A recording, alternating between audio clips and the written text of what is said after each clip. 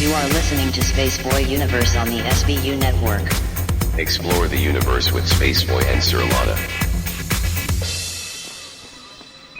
32 minutes, 21 seconds. 5-second tone followed by a 1-second pause. You are listening to Spaceboy Universe. Okay, gang, let's go.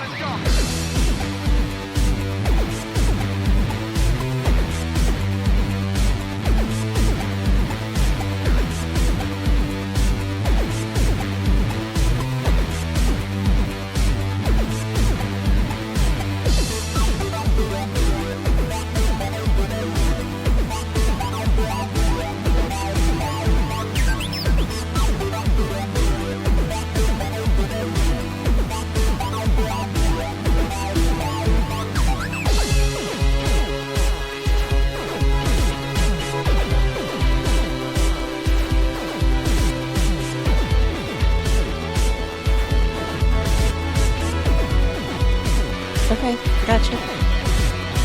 From the space city called Houston, Texas, welcome to Spaceboy Universe, featuring Spaceboy and the lovely Surlana. So strap in and prepare for launch sequence.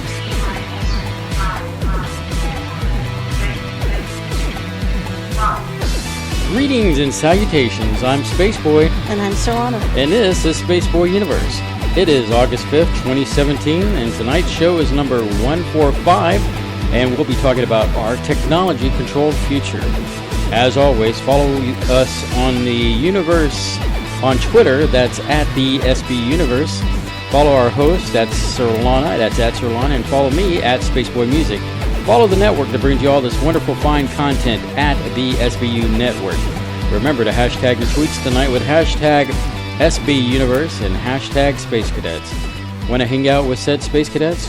Go to spaceboyuniverse.com. On the player, click the dancing chat bubble, and that will get you in with all the cool kids. In addition to Twitter, you can find the universe on Facebook, Tumblr, SoundCloud, iTunes, YouTube, and so many more places. Speaking of YouTube, you can find more than the SBU of archive of shows. That's righty. There is content from SB Music, SBU video interviews, 2-Bit Gamers, and so much more. So subscribe to the universe. Hey, can't catch a show live? No problemo. Take the SBU on the go with you via Spreaker, SoundCloud, and iTunes, because, man, we love to broadcast. On that magical note, how are you, Surlana? Hey. I must apologize. Right off the bat, We're not together. I'm missing a tooth, so I've got more, I guess, saliva in my mouth. Yes. That's probably mostly what we'll talk about is Thursday, I went to our dentist and I had to do the impression for the permanent crowns, and I've got my temp crowns, and they shot me 4 times and twice in the palate. And so when I got up today, I was all stiff and sore in my jaw, and it felt, then I took, just some Advil, and that really helped. And then I had to take Friday off completely from work to take you to a dental surgeon to get Well, let's back up. For me, is this path started almost 2 weeks ago. Yeah. And I've been in chronic pain. Yeah, and you showed it. You showed me what was giving you the pain. You took a picture of it, and I went, "Oh my God!" Part of my tooth was missing. Yeah, that was. Yeah, but it was horrific to look at. But here's the thing: I have been in that kind of pain in the past with tooth. I'm missing a tooth. I mean, if I were to smile at you and you met me, you'd say, "Hey, you're missing a tooth," and that's the kind of pain that led me to losing my tooth. So. Well, see, for me, I went to see our regular doctor. Which, when I say our regular doctor, I haven't been to my regular dentist in some time. Because I know, of and my when fear. I go, we talk about you and make fun of you. The thing is that I had a crown 2 years ago that I was supposed to go get back and I never got. And the doctor put the crown in thinking, oh, it's not going to fit. And it fit like a glove. I mean, no changes or whatsoever. Well, what's your tooth going to do? She was tripping out because she figured by, 2 years, a lot can happen in 2 years. Maybe it moved. And so I got my crown at least. So it filled that spot where they had, put the tooth in. But she could not pull the tooth that was in the back. In fact, right. In fact, she still wants 3 teeth pulled, 2 wisdom teeth and a molar in the back. It was I could see how I get the impression where if it's pretty straightforward and simple, she'll do it. But if there's any kind of complications, she sends you to a specialist. Well, my teeth, in question, the ones, the molars, the bottom of them kind of curl, and so she was concerned about pulling those teeth because not being able to get them out. And then, of course, my wisdom teeth are pretty close to nerves in my jaw, and so I don't know if she just wanted to get those pulled because they're so close to my nerve. That tooth was causing you, the one you had pulled yesterday, was causing you so much pain. Thought you had an earache or a sinus infection or you had migraine. It was just rotating. It was teeth pain can make you think you're having other things unless you know it's coming from the tooth. And believe me, I've been there. I've been in your exact situation, and I know what that's like. So I took you got it out, you were under general anesthesia through an IV, so you didn't even know what happened, which is the best way to do it if you can. Here's the thing on that, because I go in there and, first time I see the doctor, I say, hey, look, I know I've been referred to get all these teeth pulled out, but financially I can only afford, let's get the one tooth that's causing me all the problem out, and we can work on coming back and over time when I'm dead, to get the other teeth pulled out. So, he was with me. I said, let's just yank this sucker out. I get in there. They start to drip on me and everything, cover me up with a nice fuzzy blanket. And you wait. And I saw the doctor come in, and then the next thing I know, I'm talking to the nurse, and apparently it's already done. You time traveled. It was like missing time, like you could not believe. Yeah. Except I was there in the waiting room, and I know you didn't go anywhere, so they were really nice to you there. And you were fine for the next 3.5 hours, and then everything wore off, and it got bad. Yeah, it got really bad.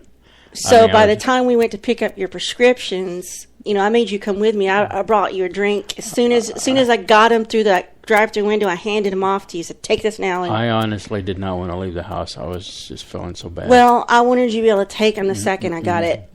I got the hydrocodone. Well, that's why I wanted you there to give you your license and everything. 600 milligrams of ibuprofen and and the antibiotic or whatever. Yeah, I can't think. Penicillin-based antibiotic. I can't think.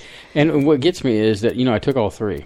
Yeah, and I didn't even feel the hydrocodone. No, I mean, you know what I did was I took the hydrocodone and I took the penicillin thingy, whatever, and I put oral gel in my mouth, and I went to go lay down because I was in such pain.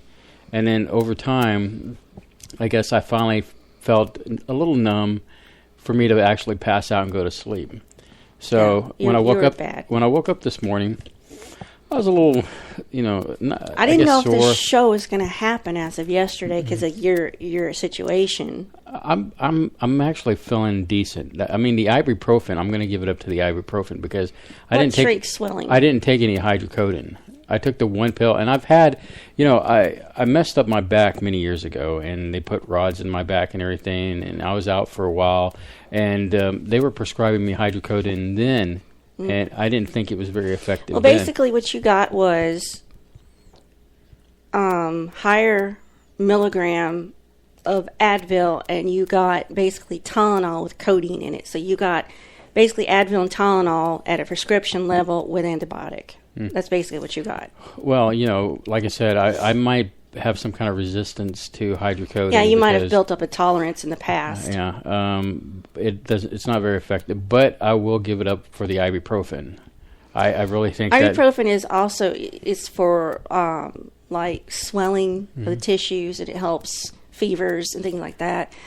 So in the past, when I've had terrible dental issues like that, I've also been given prednisone because prednisone shrinks tissues too. So, it's a steroid. Well, the long story short is I'm feeling better. I have another doctor's appointment. I have a follow-up with the dentist next Friday. And I'm going back, too. And I've got a GP. We're telling you all our doctor and stuff. Other things that to keep me well. Basically, what we're telling you is a lot of this interrupted prepping and doing this show. So if the show sucks, is what Surlana's Or if it saying. seems like it has a loose improvisational feel, that's why. If I'm talking too much, then you know that it has a more Well, improvisational. we're very lucky that you're able to speak and you're comfortable now. Yeah, I and am in a comfortable. In fact, I can't begin to tell you how I felt like the episode from Wrath of Khan, where they put them bugs into Chekhov's ear. Mm-hmm. I mean, that's how. I mean, I felt like I was going. So I made you some spiral noodles with Alfredo today, so it's something soft, and I think you attached it to your face and just slurped it up. And I was hungry. because you couldn't have nothing insatiable. yesterday. They wouldn't hunger. allow you to eat before this surgery, and then you couldn't eat afterwards. So. No, I was not in a mood to eat. And then you were in pain by the time we got you home. Mm-hmm. So, but yeah, and what gets me is, if we had gotten home right after that, or went to go get the prescriptions after that, instead of going to finally sign the deal on the new car we have, then, I think just sitting there in that Ford dealership, just... Yeah, you're okay, though. And then by the time we finally got home, because we had to go get you some supplies for eating, we had to get you some soft foods and some Gatorade. By the time we got home and dropped off your script, it all wore off. And I saw you were like bent over double. I knew things were bad by by that time. So, and believe me, I've been there. I have been there. I have been in pain so bad like that in my mouth, I would just sit there and cry and cry. Mm-hmm. So, and that was like in 2013. That's when that happened to me. Well, anyway, that's our medical stories, and so we're sticking to them. And just know that Spaceboy's doing better. I'm taking my much better. Taking my protein pills and putting my thrusters on. I know you get it over it. Yeah. So what else do we have on the menu this half hour, Surlana? This is the loose part that I don't really have nailed down because it's not as important as the content of the show. Well, here, I can hit you up. I love movies, right? Right. Well, this week, you actually sat down and watched a movie with me, Passengers. Yeah, I forgot about it. Jennifer Lawrence and Chris Pratt. Mm-hmm. And basically... it wasn't bad. It wasn't good. It was just... It's basically... The story is a spacecraft traveling to a distant colony planet and transporting thousands of people has a malfunction while people are in their sleep chambers. As a result, two passengers are awakened. Well, two passengers. One passenger is awakened. Chris Pratt's character awakens from what happens from this accident. But there are no aliens involved. Mm-hmm. That's the crazy thing. And then he awakens somebody else because he's lonely. So lonely, yeah. Well, after a year on the ship, But that's not giving away too much. It wasn't a bad movie. At least it was somewhat different. Yeah, it was different. It wasn't some derivative Hollywood rehack, and just derivative. And I thought it was a decent movie. So, I enjoyed it. So, what on a scale of whatever you want to give scales, what would you give it? I don't know. I'd give it 3.5 malfunctions out of 5. Okay, that's red lights. I give it about a 4 malfunctions. So, speaking of space-related news, Alien Covenant is finally out for digital download or Amazon. Oh, yeah. I was like, what is that? Yeah. I ended up purchasing it, and I'm a little pissed off because I really wanted to get, I remember the old days. You can get a Blu-ray or whatever, and you can get the bonus features. Yeah, now it's just nothing. And so I purchased the Alien Covenant for $20, and I feel like, it's going to be a few more weeks, and then coming out with all this extra bonus features. You can still get digital downloads with the bonus features, but they usually push out, a non-bonus feature-related thing. Mm-hmm. And I was looking forward to that. I'm still looking forward to rewatching it. Yeah. Speaking of aliens like that, I can't remember if we've already talked about this last week about NASA wanting to hire a planetary protection officer. Well, don't they have the Men in Black for that? Well, it's nothing new. They say NASA wants to do this. They already have one, Catherine Conley. Mm-hmm. But I don't understand this. They say due to our current level of contact with alien life, which is 0, supposedly, the position's all about, setting principles on how to avoid, what they're trying to say, let's say a sample taken from Mars inadvertently contaminating Earth. Well, I Right. suppose that could happen. And, Or a spaceship orbiting... like bacteria, Yeah, maybe. bacteria. I mean, we've seen... And also make sure we don't contaminate other worlds with our human garbage. So in that, I can understand that would become more, what would you call that, a xenobiology type thing. For example, I say Cassini probe that's out there right now. The one that sent us all these amazing images of Saturn will crash into that planet's atmosphere and be destroyed. Right.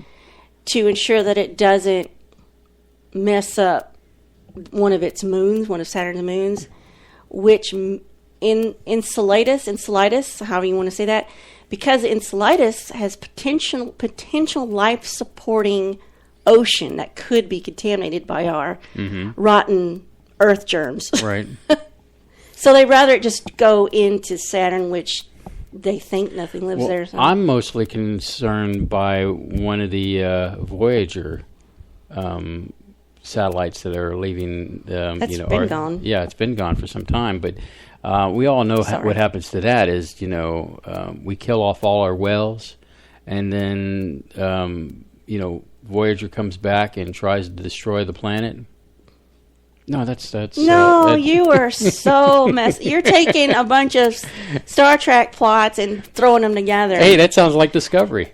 You're taking the first Star Trek and you're messing it up with a fourth one. Yeah, because the fourth one's whales. The whales, there be whales. Voyager. Sounding like a pirate. I am sorry. Please yes, forgive Dennis, me. we know we mixed it up. You forgive him. He's been stoned for most of the day. Did he get upset about that? He says you're mixing up the movies. Well, at least our audience is paying attention, so it's always good.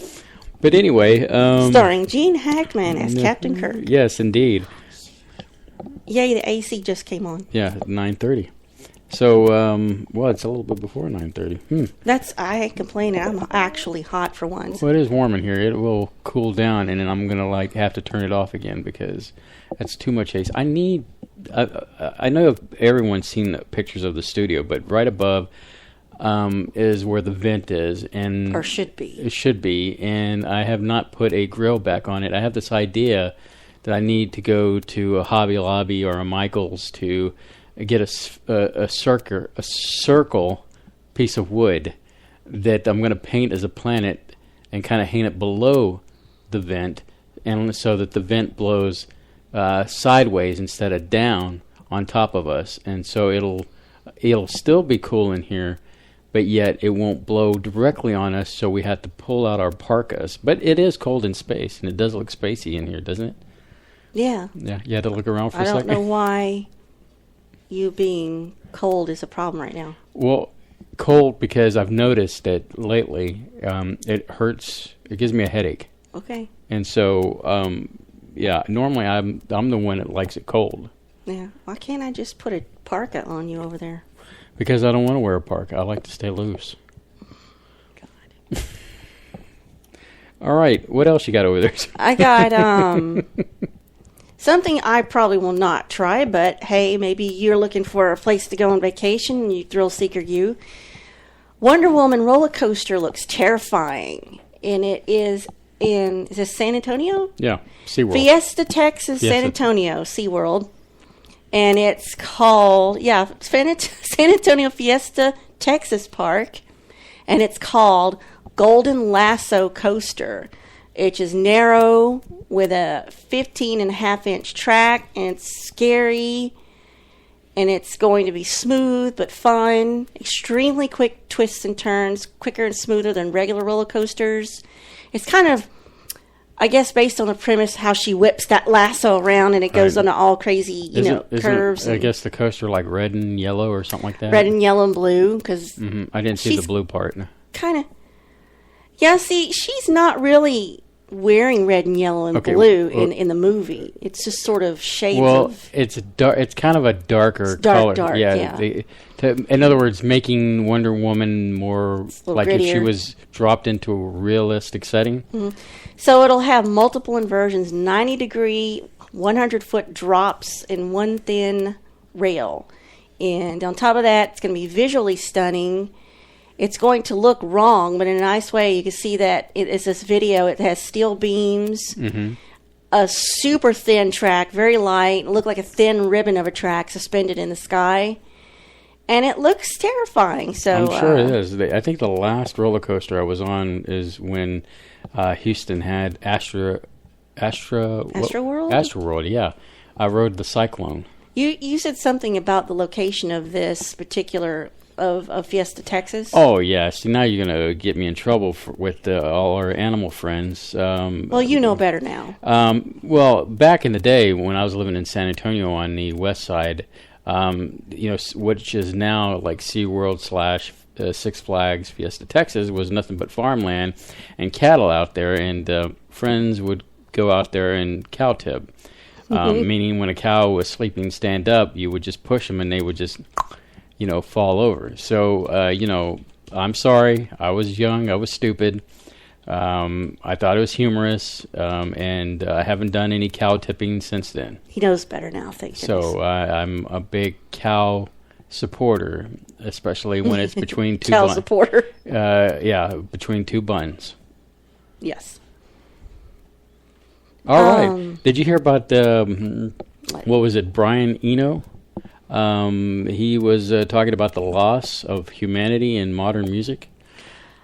I saw the article, but I didn't read the article. It's like I'll see the post, but I never click it. Yeah, type of basically, thing. Brian is basically saying that modern music and theater is getting to the point of like CGI is being overused in a lot of movies, and that you have a lot of artificial created music that is out there that is not really being created by a human. What's it being created by? Well, you program and compare it to, like, say, play a piano or pick up a guitar. I don't feel that Here. with your music. You do. You just don't realize it. And I'll give you one word, and you can tell the audience why. Guitar. No, I'm saying I don't feel that your music lacks humanity. No, I mean, but as far as using instruments are concerned. Well, if you had a piano, you'd use it too. But you know what I'm saying with guitar, right? Yeah, it's guitar. Okay. You could have simulated it. Yeah, I could have simulated. In fact, the program I use for a lot of my music production is called Reason. It's by a company called Propellerhead, and they have these wonderful rack modules that you plug in, and one of them is guitar, and it can mimic somebody playing certain styles or riffs of guitar playing, and I occasionally like to use it because it gives me a chance to manufacture music in a quick and efficient way. But with this push, I try to push with real guitar. Does music need to be quick and efficient? Well, I mean, sometimes when you have an idea, it's nice to like just whip it together and, bam, you got some music. But I understand where Brian's coming from. And were you about to flash me a card? No, I'm trying to throw one away, actually. Okay. I thought, and then I saw you going down. Are you telling the cat something that I don't know? No, the garbage is behind me. Okay. I sometimes I have to write notes to him while we're on air. Careful, Licorice. And a lot of this will happen during interviews on Quantum Hologram Matrix that we don't want to interrupt anybody. Anyway, but let me finish my thought real quick. So basically what Brian is saying is, things like the manufactured guitar riffs and sounds, people have gotten away, and I guess it's making music so to the point that it just doesn't seem like a human did it. I mean, it sounds great, but it's like, CGI. It's like, how you have these matter? bands. I mean, if you enjoy it, who made it? Or... Well, I kind of relate to what he's saying, because then you've got these bands that we were looking at for a possible show, where they were playing, like, one was playing a cello and another person was playing a guitar, acoustic guitar, and it was nice music. It was, you know, real instruments and real people playing those instruments instead of mimicking on a synthesizer. And I never thought I'd say this because that's my kind of music, is synthesizer, pop, electronic kind of stuff. But I do like that stuff that these people were playing. It's different, it's new, it's fresh, or refresh, depending on how you look at it. So, but anyway, that's what Brian Eno is saying. And so, yeah. Well, let's get on for 5 minutes left to the important stuff. There's important stuff? Sharknado 5, global swarming is coming. So I hope you're ready for that. It's going to have Tara Reid again and a newcomer, Chris Kattan, who will play the British Prime Minister. No kidding. Oh, my God. That's all I know about it. So, you know, look forward to that. And another movie news, I wanted to make sure everybody found this out. I don't know if any of y'all are aware of there's a movie out, or is going to be out, called The Emoji Movie, about emojis. And it has universally been crapped on, so I'm happy about that. It got a 7% on Rotten Tomatoes. Now, RottenTomatoes.com gives ratings to movies, DVDs, and TV, and it's voted on by regular people. So only 44% liked it. The official critics rating was pretty bad. And in fact, I clicked on a link to one of the reviews, and it took me to an article that said, "Stupid, offensive, and as substantial as a text message, this toxic piece of kitty trash isn't worth the pixels." Very scathing review that I enjoyed. I'll just go ahead and tweet it on my Twitter, on you know, if you go to that one. So read that. It's a lot of fun. I like it when something eloquently tears something apart, you know. So I just thought that was a little bit of fun there. Well, it definitely. I read something where he's getting paid. Not Chris Kattan. What's his name? Is getting paid like 1/3 of the budget of Sharknado goes to him. Really? Yes. And I don't know what they're giving Tara Reid. They need to give her something. Bless her heart. Give her something. Give her a taco or a sandwich at least. Yeah, make her eat it. So, and then of course the last couple minutes here is that apparently Rick and Morty, the best sci-fi show out there. The Telegraph is reporting. That's a UK site too. And so I have to agree with them. It's one of my favorites right now. I know there's some other things that are coming out that you could care less about, but I just think it's funny that various channels on YouTube, they go up and they go down as they get caught, are streaming Rick and Morty episodes nonstop until they get caught. And one will go up and then it'll come down, and then two more will come up. So, well, I know I will say this to our audience out there: if it's worth checking out. You can check it out unless you're super easily offended, because it does. Don't watch it. It does go off the deep end sometimes. It's not for kids. No, definitely not for kids. It's definitely not for kids. Mm-hmm.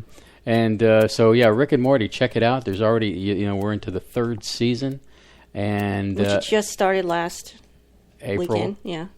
Well, they released one episode in April, just to appease us, but then it really kicked off last Sunday. Mm-hmm. Well, Surlana, we're at the bottom of the hour, and tonight is Technology-Controlled Future Night.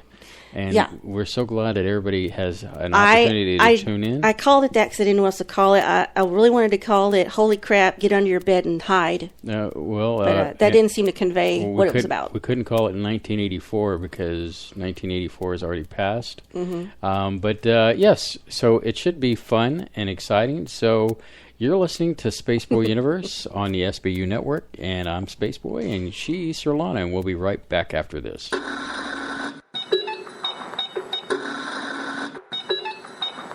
Body Machino.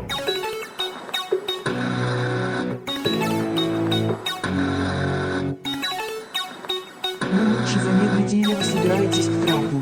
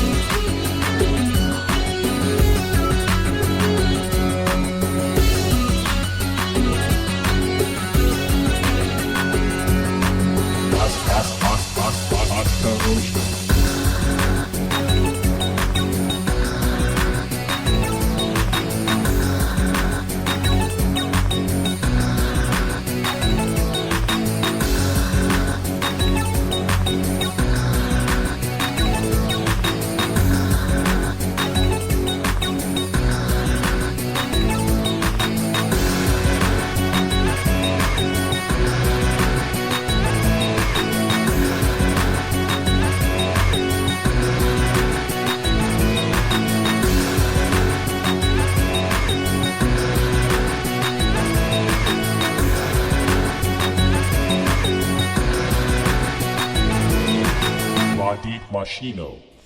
Tonight is not what Surlana just said, but it is our technology controlled. I have Surlana. Go ahead and munch. Anyway, the beauty of doing a live program, that's why we don't like to be called a podcast, because we're live casting here on Spaceboy Universe. Okay, she's taking a drink there. Sorry, that caught me by surprise. Yeah. I didn't know the song was going to end right there. Yeah, it's such a grooving song. Yeah. Speaking of which, you can get that song and many others on spaceboymusic.com. That's spaceboymusic.com. There you go. There's tonight's commercial. Oh, I should get on with it here. Yeah, our technology-controlled future is what we're talking about. We're going to talk about a few areas of technology that could be coming to you in the near future. Well, here's the thing. It isn't about the future. I'm sorry that's misleading. It's about what right now and what happened 2007 to 2010 and is ongoing. So just know that it's time to wake up and start paying attention. It's probably way behind time, but I learned a lot in just the very surface preliminary research I did. I didn't get deep into this because of all the crap we had going on with us, but it's enough to make you want to crawl under the bed and hide. So I should say our technology controlled present right now, and we will not be getting away from it unless we're forced to go back to the Stone Age. So the first thing I want to talk about is the most terrifying and insidious, in my opinion. Now let me preface all this by saying that I'm going to give you a lot of my personal opinion. Please, as always, we say, do your own research, look this up, go to different resources. Don't go to Facebook and just click on any old post.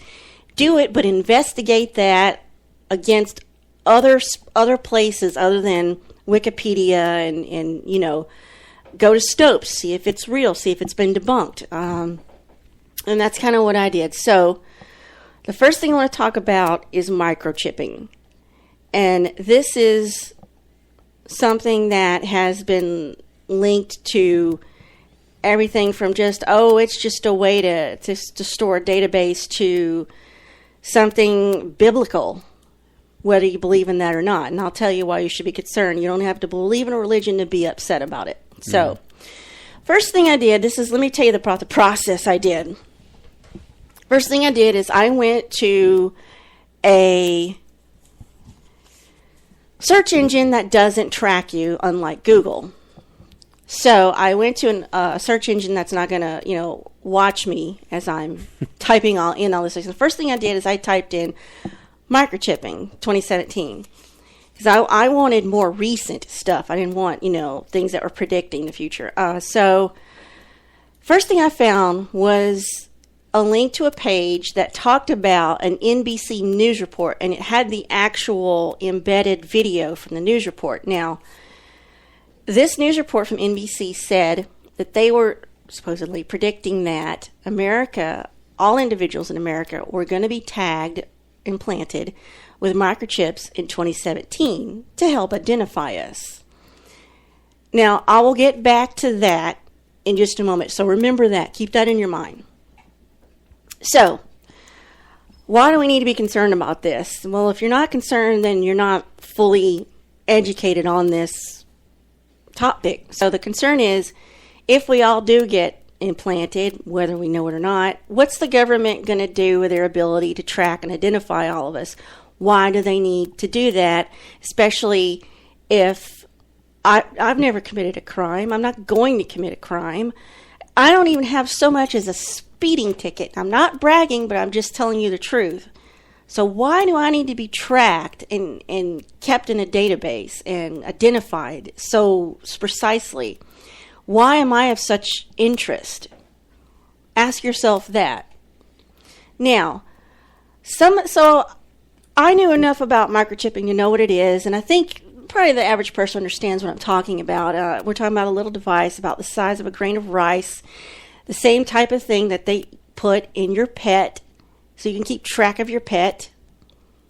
If your pet gets picked up, they can scan over the area that they normally implant one, and they say, oh, well, this is Fluffy, and he belongs to blah, blah, blah, who lives at this number, and here's their phone number. And so I was thinking, well, I know what it is, and I know what they want to do with it, but is there anybody trying to put a stop to it? So I thought, gosh, I hope Texas is one of these states that are going to put a stop to it. So the next thing I did is I searched Texas microchipping. I found 2 articles on human microchipping, and all the rest of the links were microchipping your pet. So, still, the 2 things I found were upsetting, and I want to talk to you about that. And I'll be reading you some quotes because they're important. And Spaceboy, you'll chime in if you feel like you'll need to. Okay, I'm not trying to silence him. It's just that I got ahead of this, and he's, he had all these issues, so he's a little behind. Okay, so there are some states who are trying to get legislation passed to stop the microchipping from happening. It's like I said, I hope Texas is one of them. So I looked it up, and the first article I found said, Texas schools punish students who refuse to be microchipped. Now, in this instance, they weren't talking about the students being physically implanted. They're talking about students not carrying a wearable ID card that has a scannable chip on it. Now, they say they want students to have this because it will help tone down rampant truancy, which is kids skipping school, skipping classes. But the students are reporting they're being tormented by their teachers. They're being banned from participating in some school functions. They're being turned away from common areas like the cafeteria and the library because they're not carrying a microchipped ID card. And this is according to what students say that are in that particular school. And one student who refused the card said she didn't want to be tracked everywhere. And they said, well, then you can't vote in any of the student elections like homecoming king or queen, because God knows that's important. But anyway, now, I hate to sit here and read things to you, but this is important. Now, the Deputy Superintendent, Ray Galindo, issued a statement to this girl's parents who said she didn't want to carry this card. We are simply asking your daughter to wear an ID badge as every other student and adult on the J campus is asked to do. If she's allowed to forego the tracking now, the repercussions are going to be harsher than if she just revoked, her student voting rights. So let me stop you right there for a second. Go ahead. We're talking about an ID card that has a chip in it that's not implanted into a human. Yeah, they're supposed to carry it on them, though, at all times, like wear it like an ID badge. I have to carry a badge with me to get in and out of certain areas, and I don't have a problem with that because at the end of the day... But it doesn't have, like, your name, a number... Actually... where you live? Well, maybe not the live part. Where but you are any given moment? It only at any given moment, but, we're... Okay... We're talking about, like I said, it can be removed off of me. It's a card. As a card. And you'll turn it in if you should ever leave. Exactly. So on that end, I am not too overly concerned about that part. All right. Let me see how you feel about this. Okay. Here now, it's kind of difficult for you and me to talk about this part because we don't have kids because I don't want them. Never have had that inclination. So now... To go to further quote, this Galindo said, I urge you to accept this solution so that your child's instructional program will not be affected. As we discussed, there will be consequences for refusal to wear an ID card as we begin to move forward with full implementation. The girl's father, Steve Hernandez, told the person that was interviewing him that school was somewhat willing to work with his daughter, but said that the family is unwilling to agree to stop criticizing the program and publicly endorse it. So they're still going to speak out against it. Mm-hmm. The father said, I told him that it was unacceptable because it would imply an endorsement of the district's policy, and my daughter and I should not have to give up our constitutional right to speak out against a program we feel is wrong, Mr. Hernandez said. So the concern here is not just what the school is doing with a microchipped ID card. or even the local government, the state government, or the federal government, if there is a way to track these kids on campus, and if they have a database, Heather Fazio of Texans for Accountable Government said she filed a Freedom of Information Act. You paid the $30, and she received the names and addresses of every student in that school district. She said using this information along with the RFID reader means a predator could use this information to determine if a student is at home, then track them wherever they go. These chips are always broadcasting, so anyone with a reader can track them anywhere. So if they keep these cards with them, even in their book bag, as long as they're with it, you'll know where it is. So these chips are GPS. Well, they're RFID, so they're if you're within a proximity, you can find them. Well, I mean, I would imagine that the proximity is limited to the campus within a certain amount of feet from the campus. That I don't know, but here's the thing: if something is receiving or transmitting, it's hackable. Mm-hmm. We have a county here called Bexar County. Bexar County currently keeps... Bexar? Is it Bexar or Behar? Are you talking about San Antonio? Is that what it is? It's Bear County.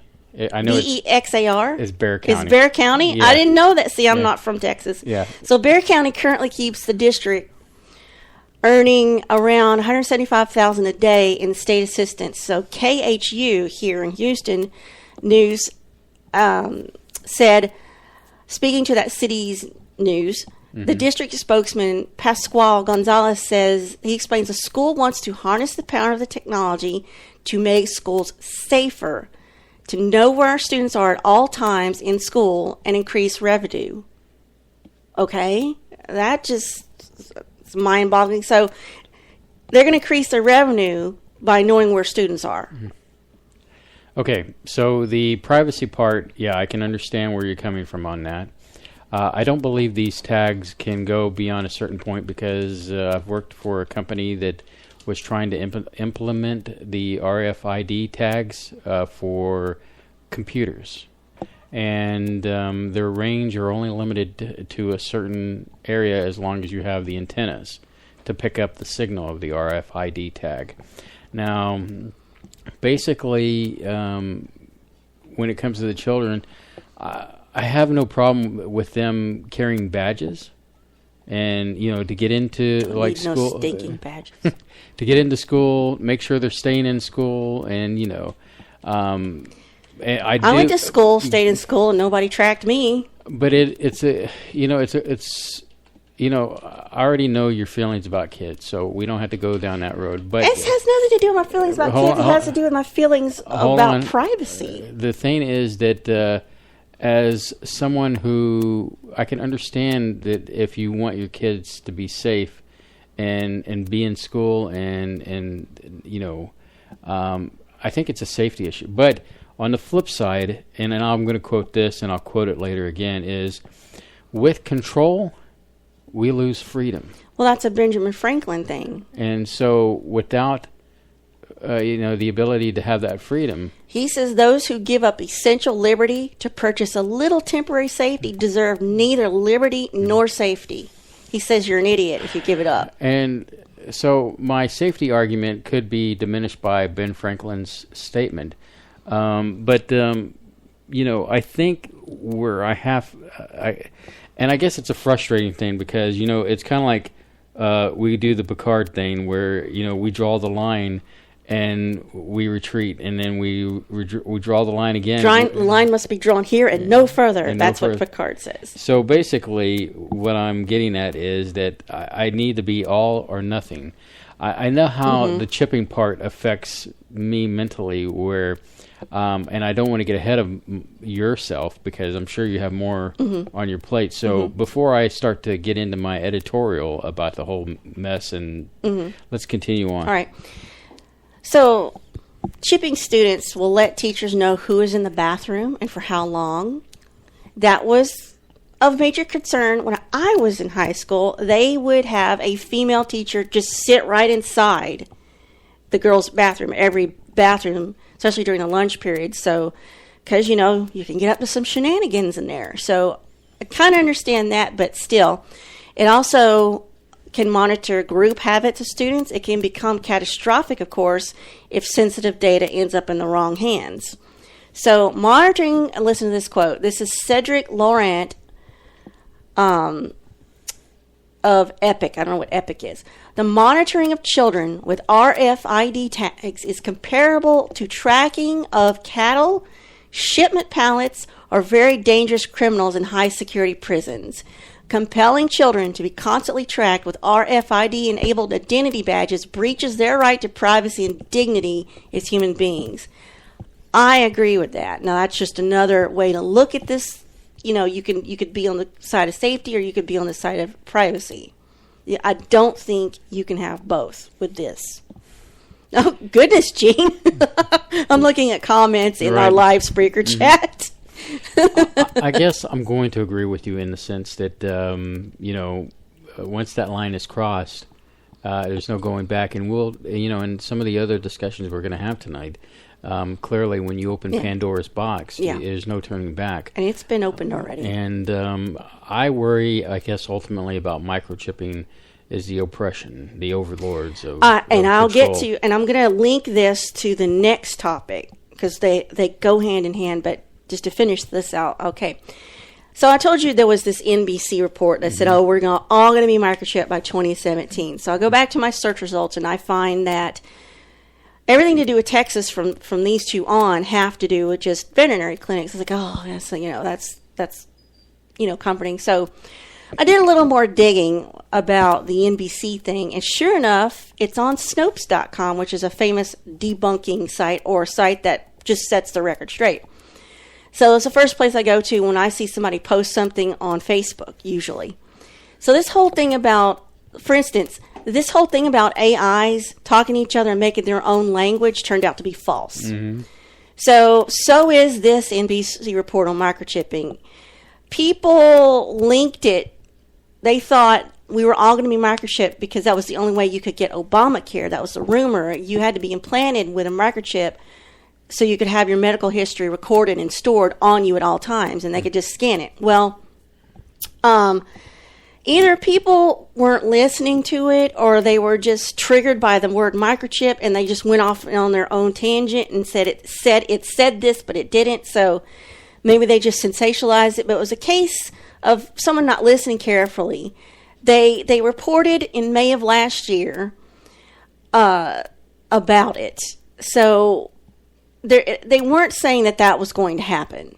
Mm-hmm. But, like I said, in May of last year, they again put up another article or news report on it.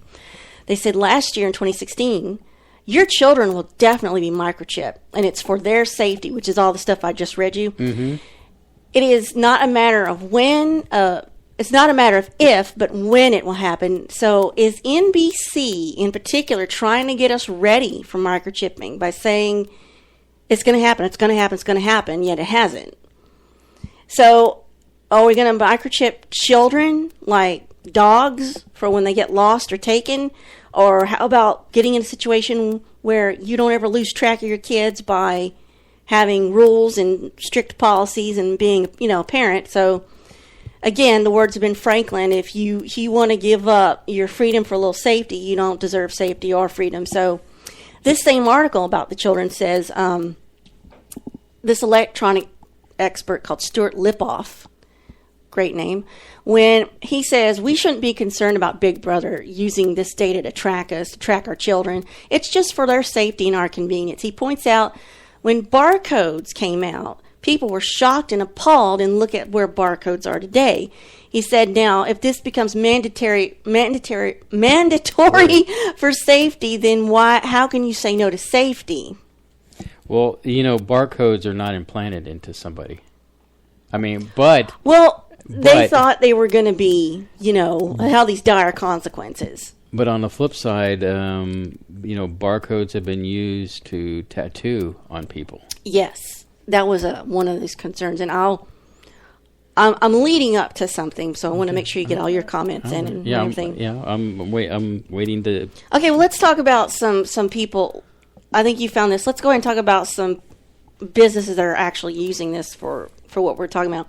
2015, there was, in Sweden, there was a block of high-tech offices, this office space. They said, we let employees voluntarily choose to be implanted with RFID tags and use it like a card swipe to access printers, pay for food from the cafe, get access to certain areas in the building.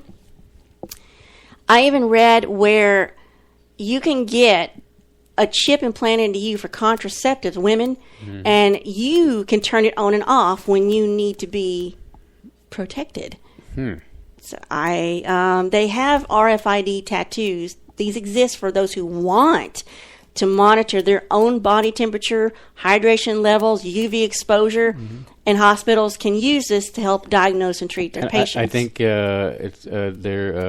they're so-called biohackers who are choosing to augment their bodies with the technology and to do exactly what you were saying, to take vitals, to do things like that.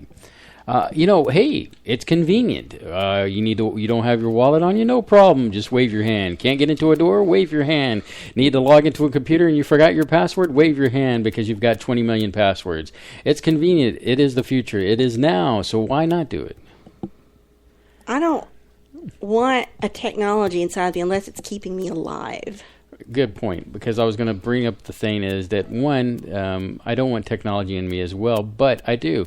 As you know, I injured my back many years ago, and I have the finest space technology, metal rods in your back. And cages in my lower back where they replaced my herniated disc.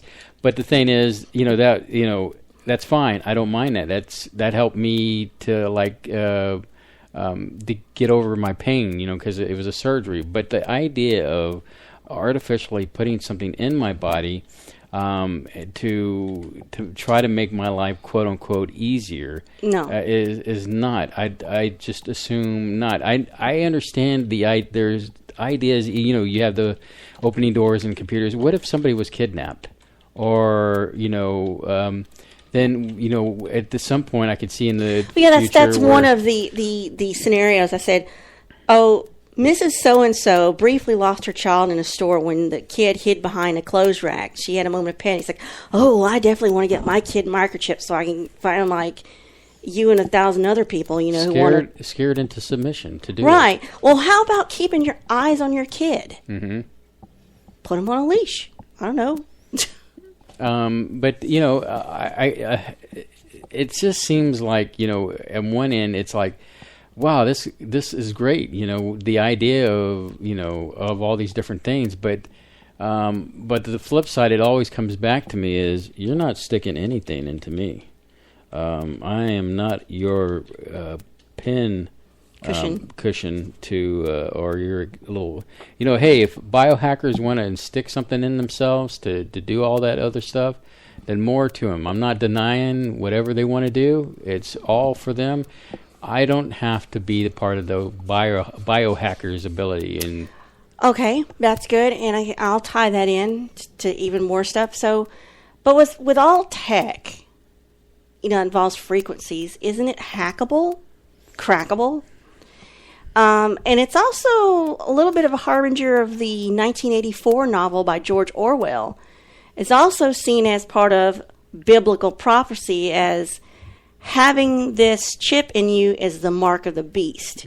Now, for those who don't know, Revelations, the book of Revelations in the Bible, which talks about what's going to happen in the end times, only those who have the quote-unquote mark of the beast will have privileges to goods, services, money, everything you need to survive. And that is alarming. And you don't have to believe in biblical prophecy for this to be a real thing. And let's just say this for the Christians out there. Yes, the Bible does mention, the mark of the beast, but it doesn't come out and say microchipping or barcodes. It generally talks in a sense that there'll be a way for you to be identified. To be identified, exactly. Yeah. Now, and if you don't believe in that, we'll talk about something more concrete, which is the future of money when we come back from our break. Okay, well, you're jumping a little ahead. We had a couple more minutes here. All right, well, go ahead and do what you want to do. Well, I mean, I just wanted to point out that, just to rehash what I said earlier, is that there is just no way I'm getting something like that implanted in me. I was going to also bring up the fact that, these things transmit. So right now, there was, on some credit cards, I think they're kind of phasing them out where they had the wireless thing for your credit card where you could just wave it in the air at the machine. I think talk about it. Yeah, and I believe the iPhone is still doing payments where you can flash your phone, and so basically those can be hacked. You've seen people in news reports. They if you're within a certain perimeter, if you will, of the transmission of these RFID tags. They have these scanners that can pick up that information. So it's no difference from credit cards, and they're trying to use the thing that yes, this is safer, it's more secure.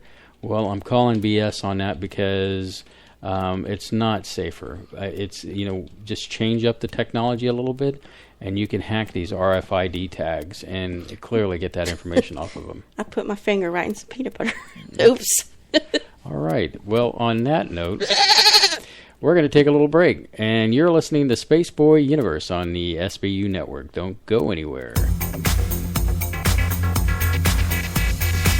You are listening to Spaceboy Universe on the SBU network.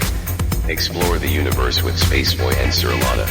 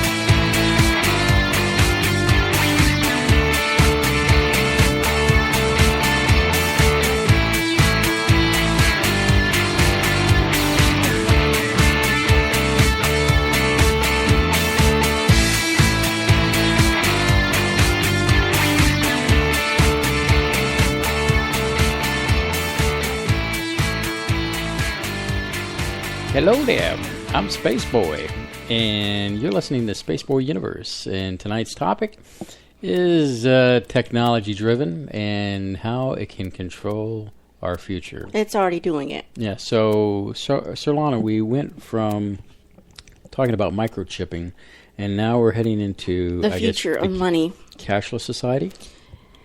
Basically, and what I've discovered is there's no consensus on what is going to happen. But so, I can't answer for other countries around the world, but here in the U.S., money has always been sort of a belief system. You know, historically, all over the world, you would exchange goods and services with more tangible objects, like I'll give you 50 chickens for 2 goats and blah, blah, blah. Then we came with minted coins and then paper and coins. And now in this country, it seems like metal coins are disappearing, but then that was only ever a symbol of what stood in place of gold.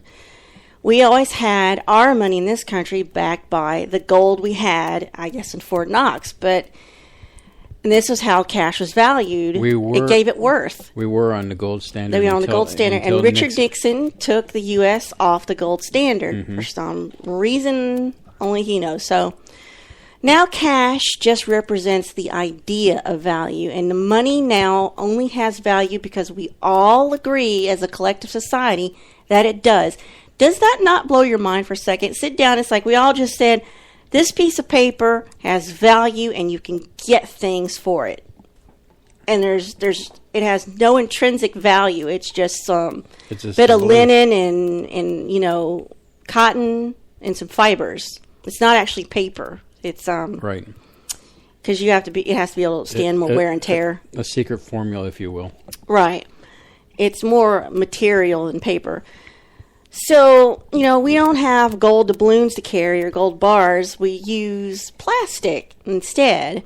Well, just an aside, I'm stopping. I just thought of something. Star Trek Deep Space Nine, you know, in the future, humans don't really deal with money. It's more about credits or something. And, or, you know, you've got a replicator, so you don't need to buy food or services so much on Earth. But when you go out into the universe, races like Ferengi still take gold and something called latinum or gold pressed latinum. So they're still precious. The semi-precious metals still have value in the fictional future of Star Trek. So do you think our money has become less physical than ever before? It's like an abstract concept now. Well, it's an interesting idea is that the fact is that we put our faith in the dollar bill, I mean, in general. And, you know, it's interesting considering if you had a lump of gold in front of you and a big stack of hundreds, if you will, the gold is what's more valuable than that paper because it's really not backed by anything but your belief that it's usable. What? Anyway, what were you laughing at? I was just laughing at the fact that you know that money, you know, paper money. Money. You know, and I'm like Bev. You know, I like to use money when I can, but you know, we don't really go to we don't use paper money. I haven't seen it in forever. Yeah, it's just we just don't go get it. I mean, I don't have it. We pay our bills online. That's what I was going to say. Have you paid with an app from your phone? Have you paid any bills online? Have you paid for movie tickets and then had them scan a code that you printed out at the theater or you have it on your phone? Most of the time, we do that, and we have the QR code on our phone, and we just show them our phone, and they scan it off the phone. So did you ever stop to think that digital money might be even easier to manipulate and control? Just think about that for a moment. Now, you and I watched seasons 1 and 2 of the TV show from USA Network, Mr. Robot. Yes. So basically, the main premise of that show was, or the first season was this one guy who is a paranoid schizophrenic. Basically, he's also a brilliant hacker. He took down a major bank in that show through a cyber attack to erase everyone's debt to that bank. But it had an unforeseen consequence where all the people who had accounts with that bank were limited to something like $5 or $10 a day to live on. So if you had your entire check from your employment there, you couldn't access your money because it was down. But so technology hasn't so much replaced money, rather it's helped us spend it and track it.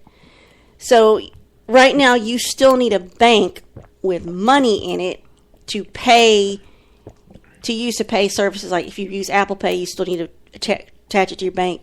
PayPal, you can attach it to credit cards and bank accounts, but it all still goes back to physical money. It would be like when you used to write a check to a creditor or whatever.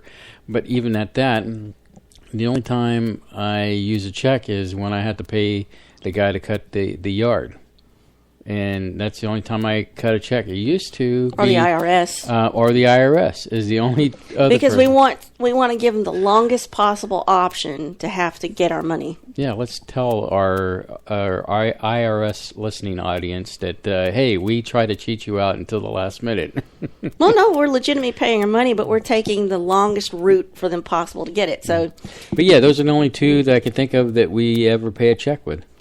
So when they asked me for my bank and routing, I'm like, I don't know where that is because I don't have a checkbook on me at all, ever. In fact, if you ask me to go find a checkbook right now in this house, like, I don't know, it's around here somewhere. Stop being a smart. Anyway, I just pulled out a checkbook in front of me. One of the biggest disruptions to money that anybody has seen, it was digital currency, Bitcoin, to be specific. And we did a show about Bitcoin, I think, in 2015. Yeah, I think we did it in 2015. And that's out there in the archives if you're interested. And, of course, digital currency like Bitcoin is programmable cash and nearly incorruptible. Bitcoin is the same principle as our fiat money. Some people got together and agreed that it has value. So it has value. And it's not backed by anything other than faith and a belief. But the difference with the Bitcoin is... Now you hear Muffin. And now Muffin comes in. Bev said she thought she heard Muffin before. She wasn't in here, but now she is. But I was going to say on Bitcoin, at least, you don't have a government overseeing Bitcoin. It's out there where, it's I would believe a safer use of currency than using any kind of state monetary system. Interesting, you should say state monetary system. Singapore Central Bank says they may offer or issue digital tokens in the future. Bitcoin clones are sprouting. Blockchaining is the process of verifying digital currency transactions. The concept of blockchaining is spreading to different sectors to process transactions. There are Bitcoin laundering rings, believe it or not. PayPal has forecasted their biggest growth for 2017. So it could be the end of cash is nigh. It's now a digital economy on the horizon. But here's the thing. I couldn't find a consensus on this. One site I went to says cash will die off as soon as all the baby boomers die off because they're the ones who don't want to let go of it. But one of the benefits of cash is you pay cash for like a gun or something, and no one can trace that unless it leaves your fingerprints or something. So it's not trackable and traceable. Well, you had to file with the Federal Tobacco and Firearms if you're getting it illegally. Oh, I see what you're saying. Okay, I was like that. Yeah. So if we don't want Big Brother knowing what we're doing, we might still need cash, which is less trackable than digital. So what I found interesting is from the year 2011, 18 to 19% of all the total reportable income of the U.S. was not reported or not properly reported. So there's almost 20% of the incomes missing from the 2011 report. And I think some of that could be because it's still cash. what I found interesting is Kenya, excuse me, Kenya is, mostly a poor place. Mm-hmm. So not many people can afford to have a cell phone. So there's this company over there, this mobile company said, what can we do to make this easier? So they came up with this idea to have a cell phone in which you can text money over there. It's called an M-PESA, M-PESA. It's mobile money, and it's said to be safe and secure, and it doesn't use a bank account, so you don't need a bank account to use it. What you do is you go up to a kiosk, and you put in your physical money, and then it's converted to virtual currency, and you use it on your phone. I guess for, the data plan and to go back and forth. So big name banks are teaming up to create an app that will let users send and request money. But they're not out to replace cash, just how you move it around and access it. Now, I couldn't find a consensus for sure. Yeah, it's all going digital. We're getting rid of cash, blah, blah, blah. But faith in cash is still extremely high in Japan, where 3/4 of their consumers deem it the most secure option. And in Germany, 2/3 of their consumers feel the same. Now, for the U.S., that figure is under half. Half the consumers have faith in cash. So a large majority of businesses and consumers are not certain as to the security of mobile transactions if you're paying for it on your phone with an app. Computer-based transactions and then good old-fashioned checks. So they have the least faith in mobile, little less faith in computer, and the least faith with checks. A cashless society could be a myth because consumers and businesses may not want it that way. But we've seen Bitcoin have a rise and a fall. So there's a bit of skepticism with the public with mobile payments and digital currency. But I think from what the research I did, they're all missing the main point with digital currency is it's up to the government who collects your tax as to how that tax gets paid to them. I think trackable money will be the reason our government may get rid of cash. If they can somehow get digital currency tied into the microchipping, you see our problem now? Mm-hmm. Now, this is just me thinking on my own. Okay. That's not necessarily research someone said. I'm just thinking of what's the worst case scenario here. And I think the worst case is you're chipped and you aren't going to have money because the money will be digital and you can't access a digital account unless you have a chip implanted. That's just my thinking. So, I don't know if you want to call me paranoid, but I think it's fine to be paranoid. I really do. So, this is where I will let you have your say.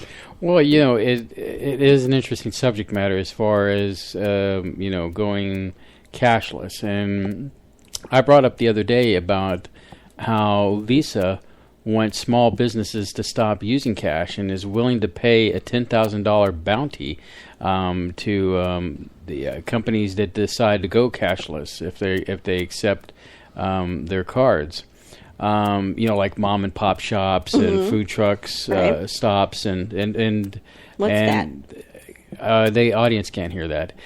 So basically, I heard it. So they're doing this campaign to force these vendors to go cashless. And so, you've got that, and I think India is set to be the first country to go cashless. Really? Mm-hmm. Interesting. It's definitely out there that,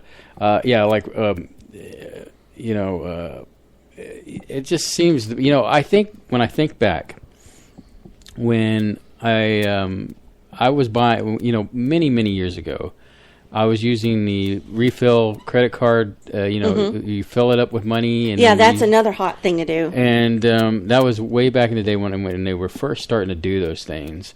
And so, I used those. And then as I moved on, I got real credit cards. and I didn't need those, but it got to a point where I was not using cash, is what I'm saying. And so, it just seems like, even back then I was thinking, this is the way it should all be, where I don't have to use any cash. I just, my check goes into a bank account, and, I can take my card and pay for things. And now it's more so ever because, we pay our bills online, which back then was a kind of a novel idea. And now it seems very commonplace. We pay bills using our phone. We go to the movies quite often. And just like I just paid for 2 tickets so we can go see Riff Tracks Live, The Five Doctors. They're going to make fun of an old Doctor Who thing. And I used Amazon Pay to do it. So I can understand, leading this all up, this is one of those things, it's convenience, it's great, it's cool, I like it. But then you lead into the thing, if you tie it into, like, say, the microchipping thing, where I have a problem with that is that, once again, hackable. Crackable. Sounds like an ad for crackers or something. If the government wants to sweep in and take it all, they can, and you're left with no money. I like the ability to have something off the side that the government can't find or can't take if they were to wrongly accuse me of something. I just feel like governments aren't on our side on any issue. And that's why it's important to have something that's intrinsic value, that's worth money. And the one item that I tell a lot of people about is gold. Having a little bit of gold if you can afford it. You can't get your hands on it. $10 worth of gold is, hey, you said something earlier. $10 worth of gold is $10. Money can fluctuate, inflate, and all that sort of things. But the wonderful thing about gold, silver, it stays steady. People want that. It retains its intrinsic value. Same with diamonds and things like that. As long as you can tell it's not lab created or something. So, but going back to the cashless society thing, on one end it's great, but there's always going to be that shadowy figure out there that is just waiting to sweep in and take advantage of the situation. I just looked up current worth of a Bitcoin because I got the idea Bitcoin kind of had a downward turn, but like I said, I haven't done any research on that formally. So I just put in, what is Bitcoin worth right now? And it said mint market rates 2017 August 5th at 12 midnight Universal Time. One Bitcoin is worth $3,214.03. The price of gold for per ounce, I believe, is $1,258.40 right now. So just an ounce of gold. I mean, that's And the thing about Bitcoin is, if you have $3,000 some odd dollars and you want a Bitcoin, that would be enough because they can chop that one Bitcoin up into, fractions. You can pay 0.002 Bitcoins to someplace, especially in the deep web. So, and there's still some places that will take Bitcoin, like legitimate companies. I haven't seen a lot. Something I was looking at, or I was going to pay for something the other day, and it actually had, PayPal, Visa, MasterCard, Discover, Amex, Bitcoin. Thought that was interesting. There's sites that do it. In fact, on a technology end that we'll get into in a minute about viruses and stuff, when you have some of these ransomware, they sometimes, if not all, require you to make the payment in Bitcoin. So, I mean, it goes to the fact that most trusted by hackers because it's untraceable. Oh, well, it said if you thought Bitcoin was dead, 2016 was the year it goes big. It went big. We thought it was going to change the world. until it wasn't, and now it is again. So it's going through this roller coaster, seems like. And you think that, it got a bad rap because it was really how things get paid for on the deep web. And then you had the whole Silk Web thing happened, and Silk Road. And then that got taken down. The guy went to jail. But again, we want to point out this currency isn't driven by a central government, and I'm sure that really chaps the government's hide. It must, because they can't control it, they can't tax it, they can't regulate it. Yeah, it does drive them crazy. It said it has been slowed by regulatory problems in the U.S., but they're starting to ease up with New York leading the way. Bitcoin can still provide cheaper, simpler way of moving your money from place to place. And it could be just a regular person like you and I, a consumer, or a business trying to move it across international borders, or if you're a retailer trying to set payments from buyers online. I guess, was it last year, they said one Bitcoin was $434? Let me see when this was written. Yeah, this was January of last year. So, and I just told you it's $3,000 for one. So that tells you something. People have a load of confidence in Bitcoin right now. So does that mean it has more value than the dollar? I don't know. Well, if you invested in some Bitcoin in some time ago, yeah, it has increased in value. I hear a lot of people say, it is a little bit more affordable to invest in Bitcoin than maybe buying gold outright, which is an alternative. It's worth more. And Bitcoin is very secure. I mean, it's kind of the best of both worlds of being cashless and being able to make payments, and then it's got that secure ability. But like I said, I can't find the consensus on, is this the way we're going as a society, or at least in this one, or not? Based on the trend of when I can, me watching how I spend my money in general, I see this as a direction that we're heading, is a cashless society. It just makes sense, because let's take a country in South America, and we won't name any one in particular, but in some countries down in South America, they have rampant inflation. So their money, it takes just give you an example, we'll use our money. It takes thousands of dollars to buy a loaf of bread. And and so sounds like Russia back in the 80s. Yeah, so can you imagine carrying all that money around? Well, with a cashless society, inflation can go wherever, and you don't have to carry all that money. You just have one card. And now the flip side is that if you were living in one of those countries that inflation was going crazy, what's to stop them from taking money out of everyone's account to try to stabilize the nation or whatever?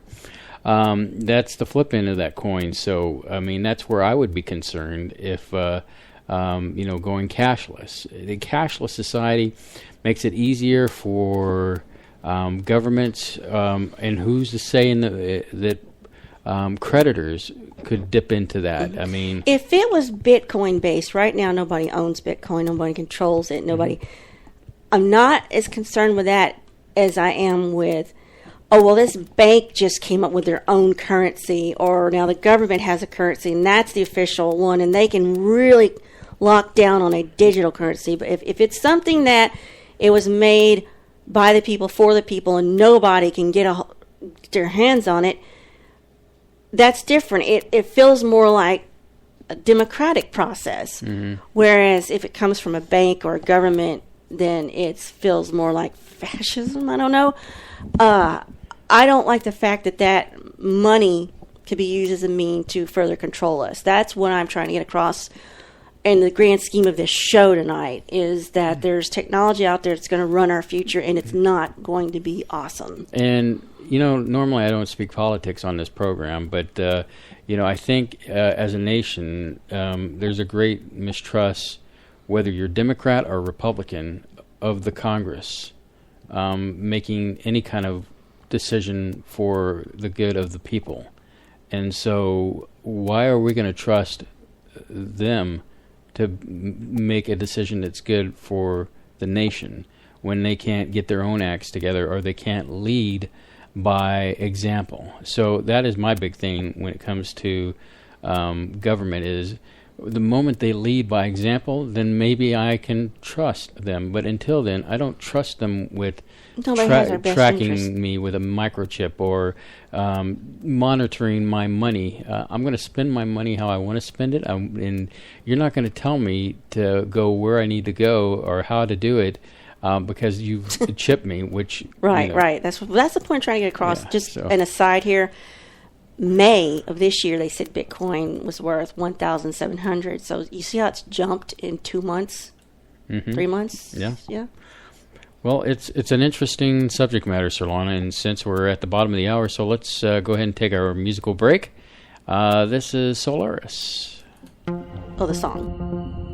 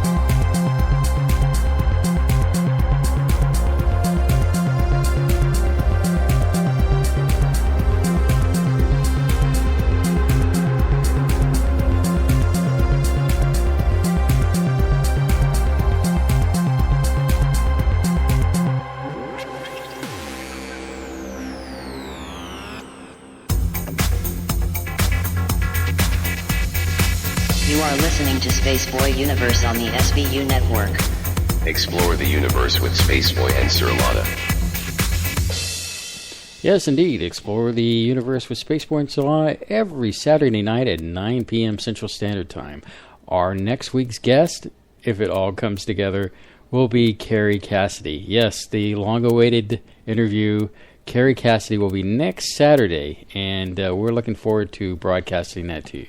So, Surlana, we're back. You're back. I think you went to Kentucky and you came back. Yeah, I'm sorry. I didn't realize we had so little time with that break, and you had to play another song. But anyway, I got to play both Solaris' songs, Which are really good. Solaris and Million Miles to Midnight. More entertaining than listening to me. Mm-hmm. Well, no, you're quite entertaining. No, I don't think so. Are we moving on to the next subject? Yes. No, we're going to talk about one more future, which isn't the future. It's the more recent past, the present, and the future. The future of war is cyber war. Now, you and I had found something on Amazon Video, and unfortunately the only way to get it was either to buy it outright or get a subscription to Showtime. So I think you decided just to get a subscription to Showtime. It just works out that way. But it was a documentary, and the documentary is called 0 Days. Just to let you know, 0 day is a term that's is something that's not publicly reported or announced before becoming active, leaving the software's author with 0 days in which to create patches or advise workarounds to mitigate its actions, talking about virus or malware. Mm-hmm. Meaning you have 0 days to fix the problem. And just want to point out before you mention, this is we're about to talk about the world's first digital weapon. Yes, that was actually used in the fallout from that, so to speak, which is appropriate because we're talking about nuclear stuff. So anyway, this documentary was about, I don't even know if the correct way to refer to this is a computer virus called Stuxnet. But here's the thing. It wasn't to target your computer or my computer or to take anything from a regular person's computer. It was a multi-nation state project. And it was not called Stuxnet by the people who put it together. That was a name, I think, that was given to you by the people who discovered it, or the media did it. It actually was created by the team at Norton. It was Eric Chen and I guess his coworker Liam. They had to call it something, I suppose, to refer to it. So they called it Stuxnet, based on some things they found in the code.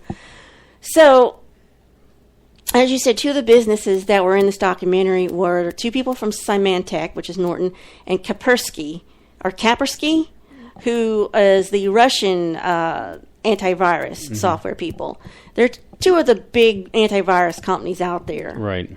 So, officially, no one has come forward to claim Stuxnet, like who did it.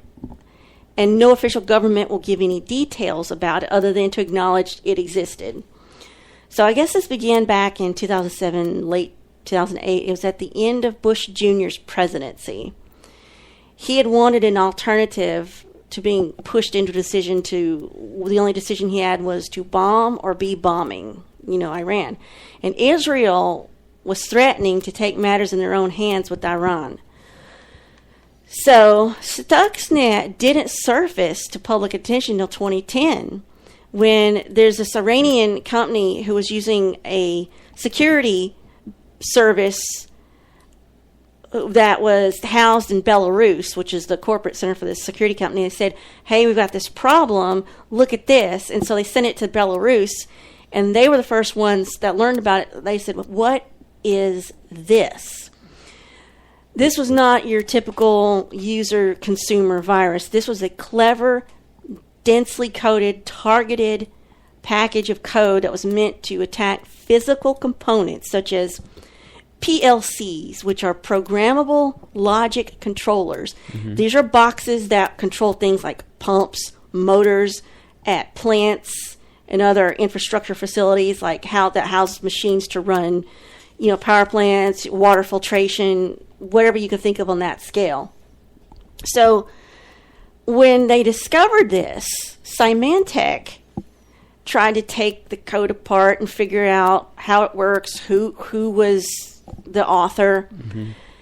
And it became very apparent to them within a month's time. They were looking at something very, very serious beyond some malware. Or they started to notice that it was more than what was there, was how clean it was, how well put together it was, and that's when they started drawing conclusions that, hey, we're dealing with something beyond hackers, even the most advanced hacker can make.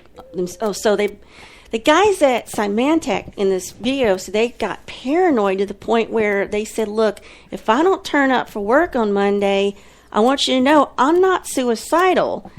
I wasn't the one that killed me. So they thought their phones were surely being tapped because they're talking about it. But they said the thing about the Stuxnet is every line of code does something. It does something with purpose, and it does it right. And it can spread without any input from a user. You don't have to click anything. You don't have to open anything. There's not attachment. And you have 0 days to stop it. And the sheer complexity told these investigators who were looking into it, it was not a commonplace hacker incident. It was too complex. So Stuxnet is not your typical computer virus or malware because it wasn't for random innocent computers like my computer, your laptop. So one of the things that tipped them off, it took them a month, I think, to find this, was that in the Stuxnet code, they found 2 digital certificates that were stolen from other companies, I think maybe in China or Japan. They were stolen from 2 companies in Taiwan. And the thing is that these companies that these digital certificates were stolen from were companies that were, close by to each other. Their physical proximity. So why that's significant is this is not somebody that hacked into these companies' network and got these digital certificates. Digital certificates, I think, they said, were sitting on a computer that's not on the network. It's not hooked up to anything. It's not on a wireless. It involves espionage. You have to physically send somebody in there with like a USB thumb drive to get this digital certificate onto some media and take it out of the building to use it. So it was stolen. So a digital certificate authenticates something. So when you get like, hey, this is legit, you can go on with this process. So what they found was this thing was targeting the Siemens company, the Siemens PLC machines, and those boxes run pump motors at power plants, etc. Now, Stuxnet won't launch until it finds exactly what it's looking for, and if it doesn't find it, it just stops. Yeah, it would infiltrate a computer. It would go down a list of things, and if it failed in any of the lists that it was going off and checking, then it would say, okay, do nothing. You don't have to deploy. Just move on. So that was really interesting. See, I had never heard of anything like this before. So, and in this instance, what Stuxnet was looking for was Natanz, which is a nuclear facility in Iran. So, again, the guys at Symantec had learned enough about the code to start. They said, okay, we need to start paying attention to what's going on in geopolitics. And they learned that some nuclear scientists in Iran had been assassinated.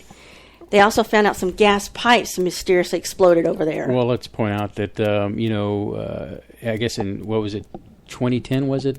Yeah, that's when they found it. Yeah, and basically, Iran noticed that, hold on just a second, get my notes here in order, noticed that the centrifuges that were used to enrich uranium gas were failing at an unprecedented rate. This was a complete mystery to them. I mean, because they were thinking that, hey, okay, they were blaming the people, saying at the facility, oh, you're not doing your job right. You're not paying attention. You're not paying attention. Your calculations are wrong, and the reason they did that, they blamed them, is because Stuxnet, when it finally found the facility computers it was looking for, or the PLCs, it just sat there and waited for 13 minutes, and it recorded all the normal running. It's like, everything's normal. Not 13 minutes. 13 cycles of these centrifuges spinning up, and so it recorded all the normal data, and then it copied it. And so when it started to activate, it immediately started running a copy of the normal processes. So when they looked at their monitors, everything was normal. Meanwhile, it was wreaking havoc in the centrifuges, and it could do two things. It could either slow down the centrifuge or speed it up. Either one will have chaos and make the thing explode, because it will do that frequency resonant thing. It will find if it goes too fast, the whole thing will explode. Or if it goes too slow, it'll wobble out of control and explode. And that's what they wanted. They took out like a block of these centrifuges in Iran. So, well, before you go further, what's interesting how they led up to this was it's a well done documentary, I'll say. And you know how the creators of this hack, I guess, if you will, examined pictures that were taken when, and I used to be able to say his name, but the then president of Iran was touring the nuclear facility. What's his name? Ahmadinejad, I believe. See, I had it. Yeah, it's not simple. Anyway, y'all. You know what we're talking about. Yeah. So anyway, the president was, touring the factory, and apparently, as they took a picture of him on this tour, you could see one of the monitors, which had a layout of the centrifuges. And that's how they were. They swiped it from the monitor from the press picture. Yes. So, I mean, that goes to show you, don't be taking pictures. And then, of course, that documentary goes on to say that the guy that was at that monitor ended up dead not too long after that. Yeah, that was crazy. They showed a picture of the scientists that were standing behind the president of Iran, or whatever you call it, premier or whatever, and he got targeted and ended up dead. So this was the most sophisticated piece of malware, or whatever you want to call it, ever invented, and it was a joint effort between the U.S., Britain, and Israel. Now, the semantic people found out that Stuxnet was on computers all over the world. Let's backtrack for a second. When we're talking about the United States NSA, the CIA, the military. I was going to get into that, yeah. And you had the British, and then the Mossad Unit 8200. So, yeah, go ahead. Just want to make sure. That's who was involved. That was the key players. So, the semantic Norton people found out that Stuxnet was on computers all over the world, and it proliferated itself to find its main target. So I guess it was jumping networks to get to where it wanted to go. Right. So it wasn't after you. It wasn't after me. It wasn't after, it just wanted to use you to get somewhere else. Playing a game of leapfrog to get where it needed to get to. Yeah, it's playing Frogger. Yeah. So they showed that the density of the targets where this thing was going was in Iran. And they had never seen a single country with so many infections. So this was an ultra covert mission, and to this day, no government official will get specific with it other than say, yeah, it happened. They won't talk any specifics about it. And in this documentary, the guy who was interviewing all these government officials from all these different world, they're like, yeah, but I can't really say that. Yeah, I can't tell you that. No, I can't tell you that. And I wished I had written down his name, the guy with the glasses. There were so many. Who was over the CIA at the time. Said his attitude was... It was above... I mean, it was ultra high, top secret, above his... CIA. You figure CIA has access to a lot of information. Well, it was even classified even above that point. But, there was a couple in there that when you're watching these government officials, you know how that is. I can't tell you, and if I could tell you, I'd have to kill you. One guy said, I honestly don't know, but even if I did, I wouldn't say that I did. So this was the biggest cyber attack in history so far, and it was done because we didn't know how to stop Iran from continuing their nuclear program.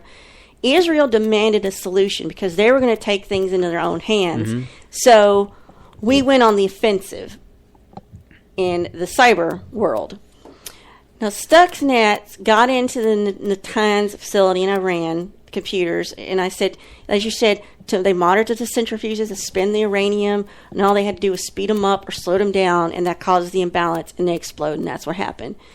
But in the code, there was no specific thing to identify who made it, except the only things that tipped him off was it did have version numbers within the code. Like, this is version 1.1. So I told him, like, oh, this is not the only or final version. So someone here in our NSA came forward, but anonymously, and she said Stuxnet was a name given to it by the private sectors who are investigating it. She says the official name for this, from the people who created it, was Olympic Games Server OG.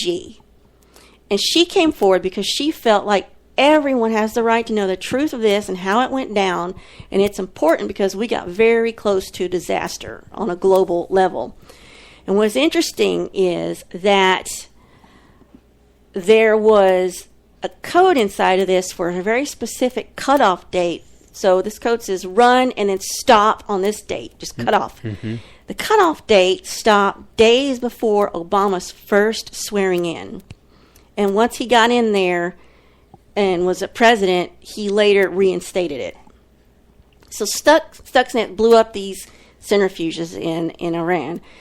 And the code, like I said, the code watched it for 13 cycles, and then it copied the good, like, oh, everything's good, everything's fine, and then it blew it up. So what happened was Israel, I guess they weren't satisfied with that. No, they were, it's obvious that if you look at Israel's history, they're surrounded by people that just want to kill them, right? And so it's always in their mind that to be proactive and deter terrorism before it happens to them. So they took Stuxnet, or Olympic Games server, and made it more aggressive, and I think they went too far with it. Mm-hmm. And so their version was able to get onto more PCs, more laptops, and I think they were trying to proliferate it more so it could get onto the USB keys that people would use to get into this facility and unknowingly deploy it, not knowing they have it, and spread through innocent machines to get to its target. So Israel just changed the code and delivery system of Olympic Games server, and sure enough, Russia saw it for the first time. Mm-hmm. And now they know about it. Now here's what the end result was. Iran finally figured out what's going on, and the end result is it made Iran's security stronger, and it significantly advanced their cyber army. So here's what they did. They attacked Saudi Aramco, and they did surge attacks on U.S. banks, Bank of America, PNC, Wells Fargo, that caused people to be able to access their bank accounts. So Iran can do all the same things in cyberspace that we have been able to do. And there are cyber sleeper cells out there that can target power plants, nuclear facilities, railroad. Let's say they could derail a train with this kind of code. So, and the problem is, there are no diplomatic solutions. There are no sanctions. There are no policies. There are no rules. There's no oversight for cyber warfare. Now, this leak from the NSA, she pointed out, if you take down a power grid using something like Stuxnet, or a facility that filters the city water, or cut that off, they don't just pop right back up. It could be weeks and weeks to fix them, to get it back up, and then people will die. Well, like you were saying, what was it in Saudi Arabia? What's the name of the company?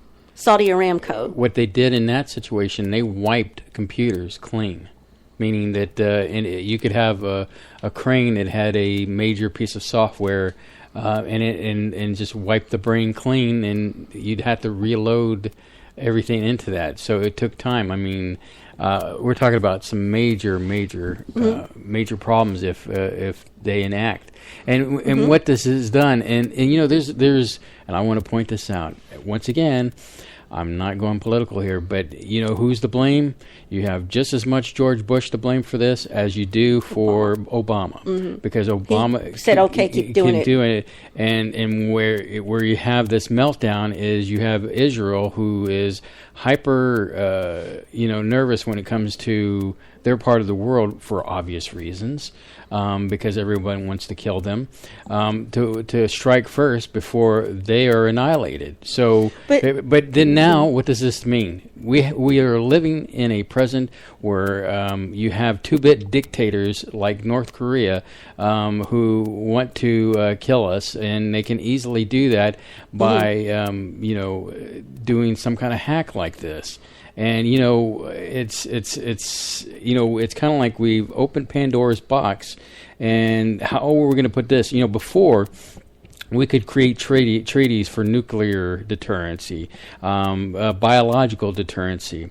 But now we're dealing with a digital situation where you can't just go to a country and say, hey, let's create a treaty and let's put this back into the box, because any 2-bit dictator, like I was saying, can come along and decide to take out a powerful nation like the United States. And they won't know where it comes from. And it won't know where it comes from. Exactly, Surlana. So, there's enough blame to go around in this stupid situation. And, and all that was done is we made a country go from that didn't have the technology. When we were watching this documentary, the only reason that Iran had the ability of nuclear capabilities is because we gave it to them when the Shah of Iran was in, before the revolution came along. I think I was 7 years old when that happened. Yeah, so we gave them that technology, and then they took it, and then when I guess the Shah took over,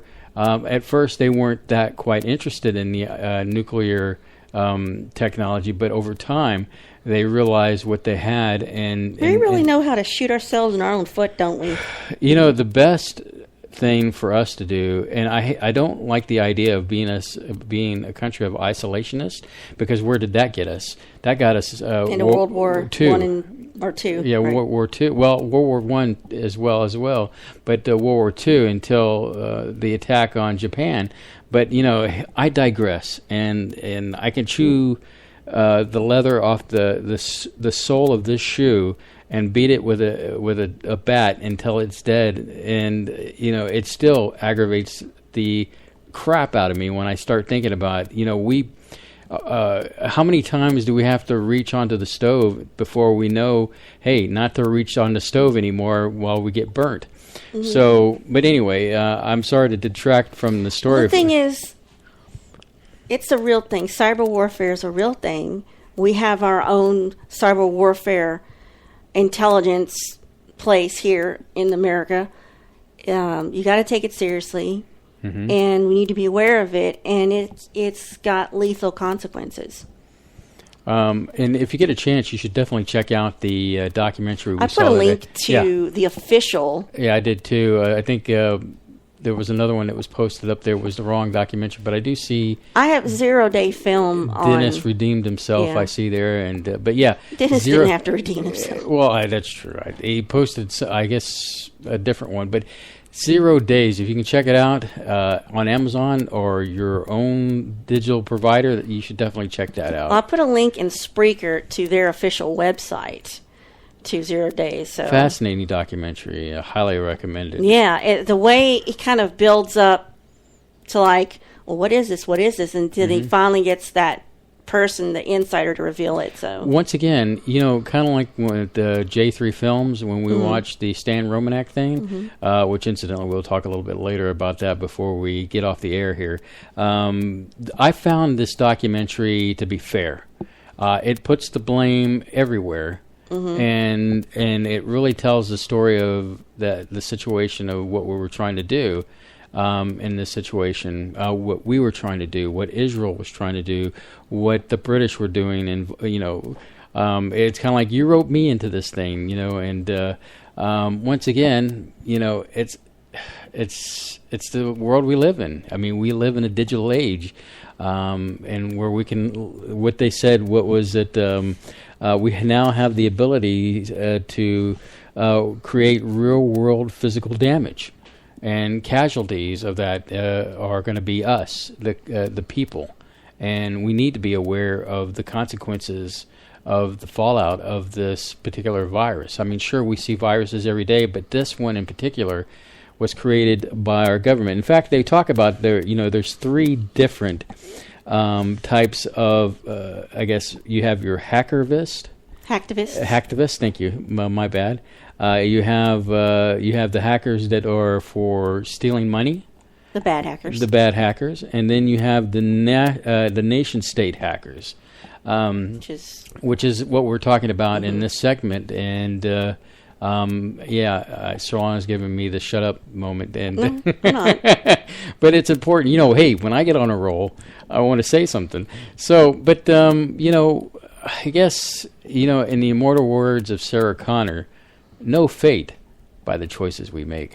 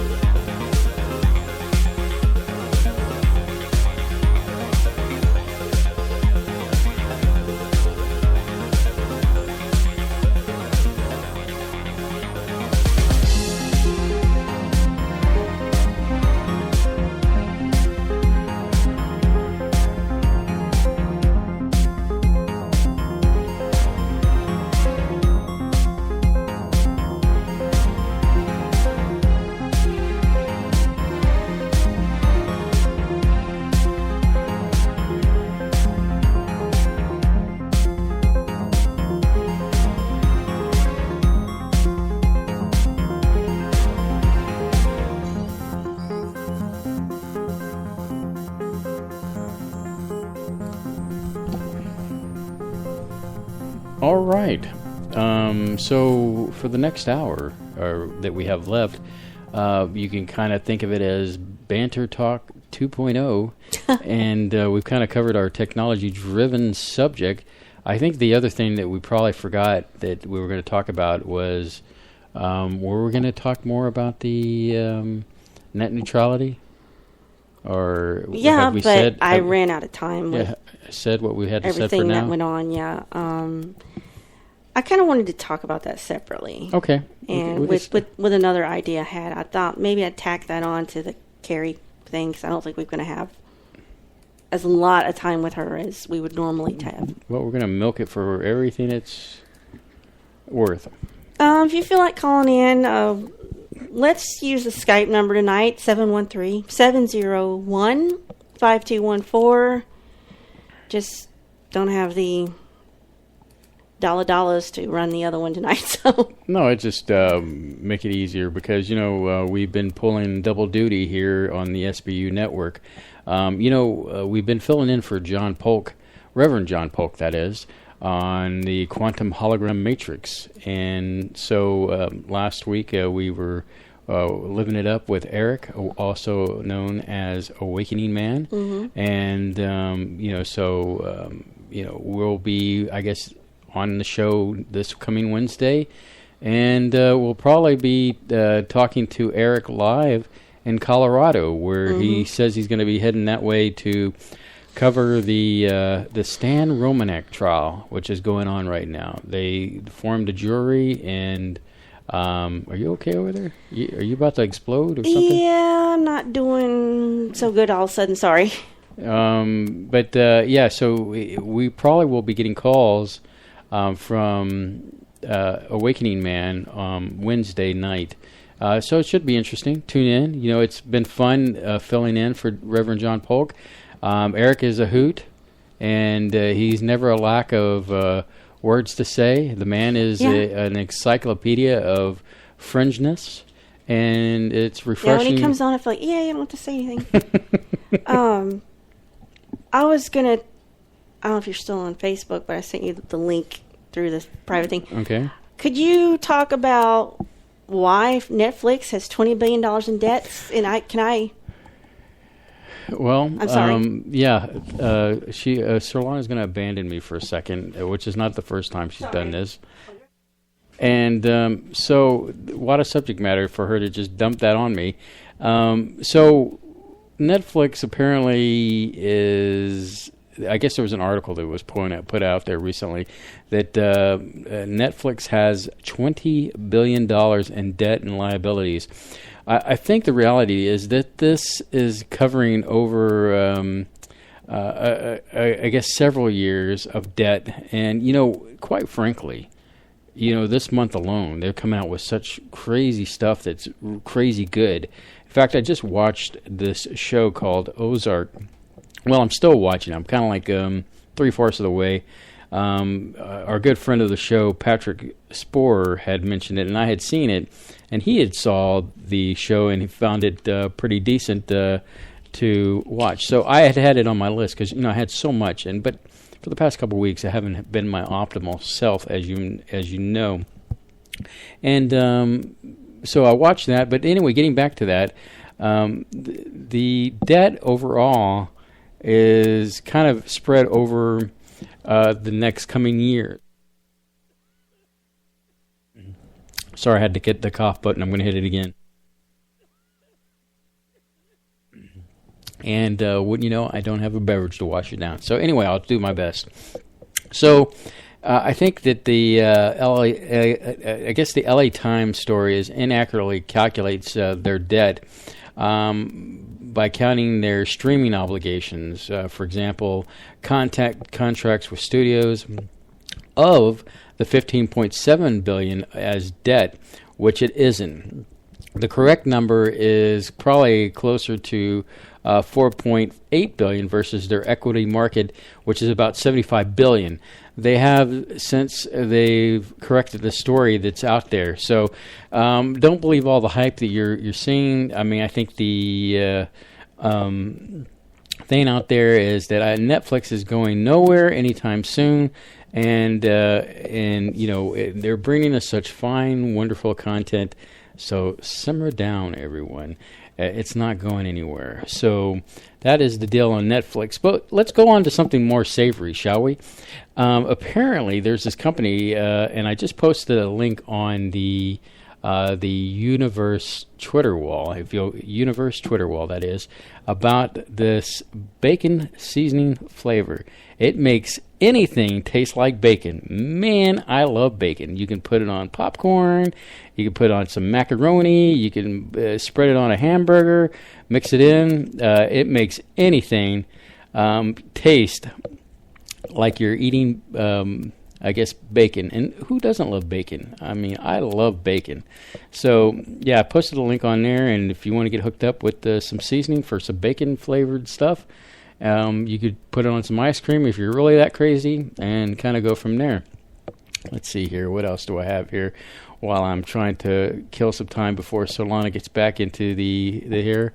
Let's see here. Going down the list. Feel like I'm on the spot, so let's check the chat room, shall we? Let's see here. Maybe. Let's see here. And bear with me. I'm reading here. Is your line working? The line is working, but it's a dynamic duo show. Beverly, Surlana controls the incoming calls, and I'm on the flip side controlling the actual show program being beamed out into the universe. And so I had to separate the computers because, we were getting trouble doing both the Skype calls and the show on one computer, and it would just flip out and tripped out like it was some alien from another planet. And so that is what it is. Let's see here. If I knew she was going to do this to me, I would have been more prepared. So let me do this while we're cruising along. Let's see here. We talked about Brian earlier. And let's see here. Oh, speaking of movies, the new Stephen King movie has come out, or it will be out. I'm not sure where it's at, but apparently the new movie called The Dark Tower links all of Stephen King's novels. I found this pretty interesting because now it's kind of like you've got like this King universe, if you will, and it's tying everything from It to Christine to you just name all the movies that you could think of that have been a part of this universe. So live shows are fun, aren't they? And once again, I apologize for not being more prepared. Let's see what else do I have here, and if I can find some quick notes here. Oh, speaking of other news, Ralph Macchio is going to return as the Karate Kid for a YouTube Red series. Apparently it takes place 30 years after the infamous fight where Ralph Macchio wins the tournament, and it shows where they're at now 30 years later. So that should be fun to watch. Of course, it won't be called the Karate Kid, I wouldn't imagine. It'd be called something else because he's not a kid anymore. And so, what do you know? Surlana's back. I'm so sorry, but sometimes when you gotta go, you gotta go. So, yes, I have pretty much, tried to limp across the finish line here. All right. And I know, babe. I'm so sorry. I've done that while you were waiting for pizza in the driveway. At least I called you on the phone, but I'm not expecting you. Okay. No. Okay, we'll just go. Okay. Hey, what you talking about now? Well, I thank you for throwing me the Netflix thing, which I told our audience that I don't believe what you're listening to because the liabilities that are involved are not true. They're far less, and they spread over a time period of many years. I just can't see them being in financial trouble. No, but they have invested very heavily in their programming, and it shows. I mean, what's coming out. Don't they have some good stuff? Yeah, I mean, August. Hey, there's a phone call. And? Or a Skype call. And who do we have? Who do we have here? I'll let you guess. Oh, okay. I can never identify your phone number. Write it down. Well, it's in here. I just don't have it attributed to you. So, okay, now he's leaving to get a drink. We can't seem to stay in the studio now.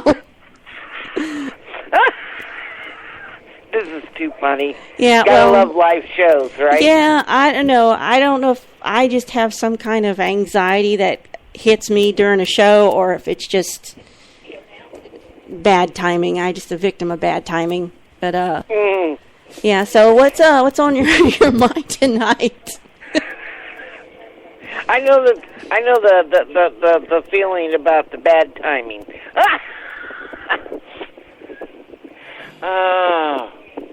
Well, I just wanted to call in and say, hey. But didn't you call last week? And yes, I did. Hey. I call every week. Yes, we know, Bev. We love you. And I love you guys too. That's awesome. Let me ask you this: are you in a wind tunnel? Oh, no, that's my fan. Oh, okay.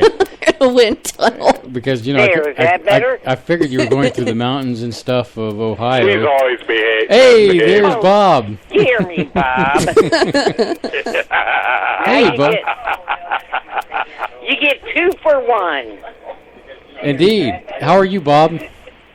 Oh, I'm doing great.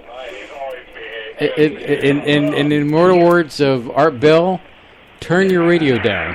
Yeah, I was about to say, there's a weird Oh, echo. sorry. I was too close to mine.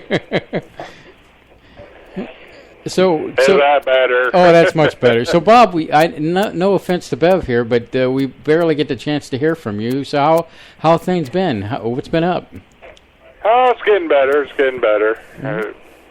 Of course, we had that rough patch here a while back, Right. but life goes on. Indeed, and you have our condolences, and Oh, I appreciate that very much. and you do sound good. So, you know, it sounds like you're making some positive comebacks into your life. Oh yeah, well, that's a certain thing that unfortunately is hitting this area real hard. Mm-hmm. Heroin is just one nasty drug. Yeah, it Yes, is. it is. Yes, it is. That you were killing it on Twitter, so thank you for that. Oh, you're more than welcome. I tried to do my best. Yeah, you cracked me up a few weeks ago with the Hamburglar thing that you posted up there. And Oh God, I forgot about that. yeah, because we have a big TV in the studio here that it's got TweetDeck up, and so I get to view this from my angle, and it just cracked me up. So, of course, it also made me hungry for a cheeseburger, but you know that's a different story altogether. Oh, I understand. Then of course you had to mention Chris Kattan tonight, so I had to throw that up. Oh, that was... I can't believe yes, I can. Of course, I believe he's going to be in the next Sharknado. The fact that there's a number 5 Sharknado. Well, they had the Hoff not too long ago. Dustin Hoffman. I would pay so much money to see Dustin Hoffman in a Sharknado movie. 20 minutes to Sharknado. Oh God, yeah. Oh, Then we get 8 within the first 15 minutes. No, he's part of the team that comes up with a strategy, and it's going to be something wild and crazy, and they don't want to go with it, and then he decides to implement it as a rogue element. What it? There you go. you guys should be writers. Well, we are a dynamic duo. I'm trying to Hoffman. Of course. The Hoff. The Hoff. I can't remember his David Hasselhoff? Thank you, David Hasselhoff. There you go. I know it was. Oh my God. Well, that's normal. That's a normal thing for him to be in. It's when they start bringing in higher than B and C grade celebrities into it. That's weird. Yeah. They're keeping it Oh, low. yeah, you got to bring David Faustino in here somewhere. Yeah, but don't you think they could get carried away with making all them sequels to one movie? Well, this is what they're known for. Is the Sharknado. The crazier, more implausible, and cheesy, the better, because that is the particular type of movie, and people love it. Well, you know, it's like Field of Dreams. You know, if you build it, will come. And this is one of those. We went to see Sharknado 2 or 3 being riffed live by Riff Tracks Live, which just means 3 guys sit there and make fun of the film live through live broadcast satellite to a theater that we go to. That'd be a grand. And that was, you want to talk about shooting fish in a barrel? It was freaking awesome. And I think the best one we went to was when they did a live riff of Starship Troopers. I don't think my problem is trying not to get too blue. That's my problem. Mm-hmm. Yeah, so we're going not this week, but next to see the 5 Doctors. I guess that's from the 80s, where they had 5 doctors from Doctor Who, and they're going to make fun of that live. Oh, God. It's going to be awesome. I seen a T-shirt about that here a while back. Mm-hmm. Yeah, so I can't wait for that. And what do y'all make of what the topics we've discussed tonight? Anything you're concerned about, or you're just like whatever? Or? No, not really. It's just like I was saying about the chip earlier, that what I look for the government to do is oh yeah, you got to do it with your children, protect them, you know. So yeah, if somebody steals them, we can find them, or something happens, you know. That's why I look for the government to angle it into the community. Yeah, basically soften us up to get us used to the idea, and then, well, we do it for our children. Why don't we do it for the whole public, kind of thing? Exactly. Well, and that one school, they carried it way too far. Mm-hmm. Not allowing the kids that didn't want to do it, not allowing them to do school privileges, no. Well, some prisons already do DNA on people when they come into the system. That way they have it on record. Well, when you're in prison, you lose all your it. privileges, including privacy, so I don't really have a problem with that, with prison. I don't either, to be honest, but I'm just saying that. But for the other stuff, it's like, you know, when it comes to kids and stuff, yeah, that's being, pardon the expression, asinine. Well, I had my cousin, or my aunt's husband, he got a phone call tonight from his credit card company that somebody tried to make a purchase on a card he never uses. And what chances are was he had it in his wallet, so he walked by with a scanner, picked it up, and tried to make a purchase. Oh, yeah. That's go back to the RFD chip. Well, see, and then isn't our bank going to go to that, honey? Oh, they already did. Oh, well. Yeah, that scares me. Just hassle. Of course, they won't get much out of ours, but but you know, it's still the idea of it. Right. It's just, you know, I don't need your hand in my cookie jar. Exactly.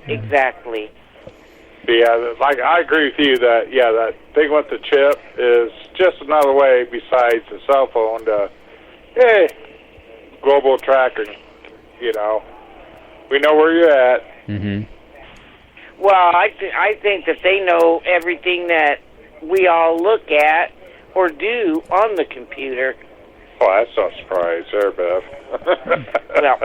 Well, it's like Surlana was saying earlier, you know, Google tracks, and you know, I have a login that I have for Google for, you know, the universe and all that, but I still logged into it, so I could log in it from work, and I usually have to Google Map, you know, like when I make trips for work, and then, you know, to track my expenses. But when I get home, it's kind of like, okay, yeah, it's saying, you know, I went here, I went there, and so it's tracking that, let alone the websites I go to. Not that I'm going to any bad sites, but you know, it's out there in the public, and the idea, it's kind of like with Facebook. You know, Facebook can easily make a profile based upon the things I like. Well, the thing is, like the research I did tonight, I found out like there's certain keywords. You're just innocently trying to research something for academic, for a show, you know, for whatever purpose, very innocent. Certain words you could use could trigger something where now they're knocking on your door like you're a suspect for something, you know. So. Yeah. Exactly. Well, I'll tell you what, just Google something innocent on Amazon.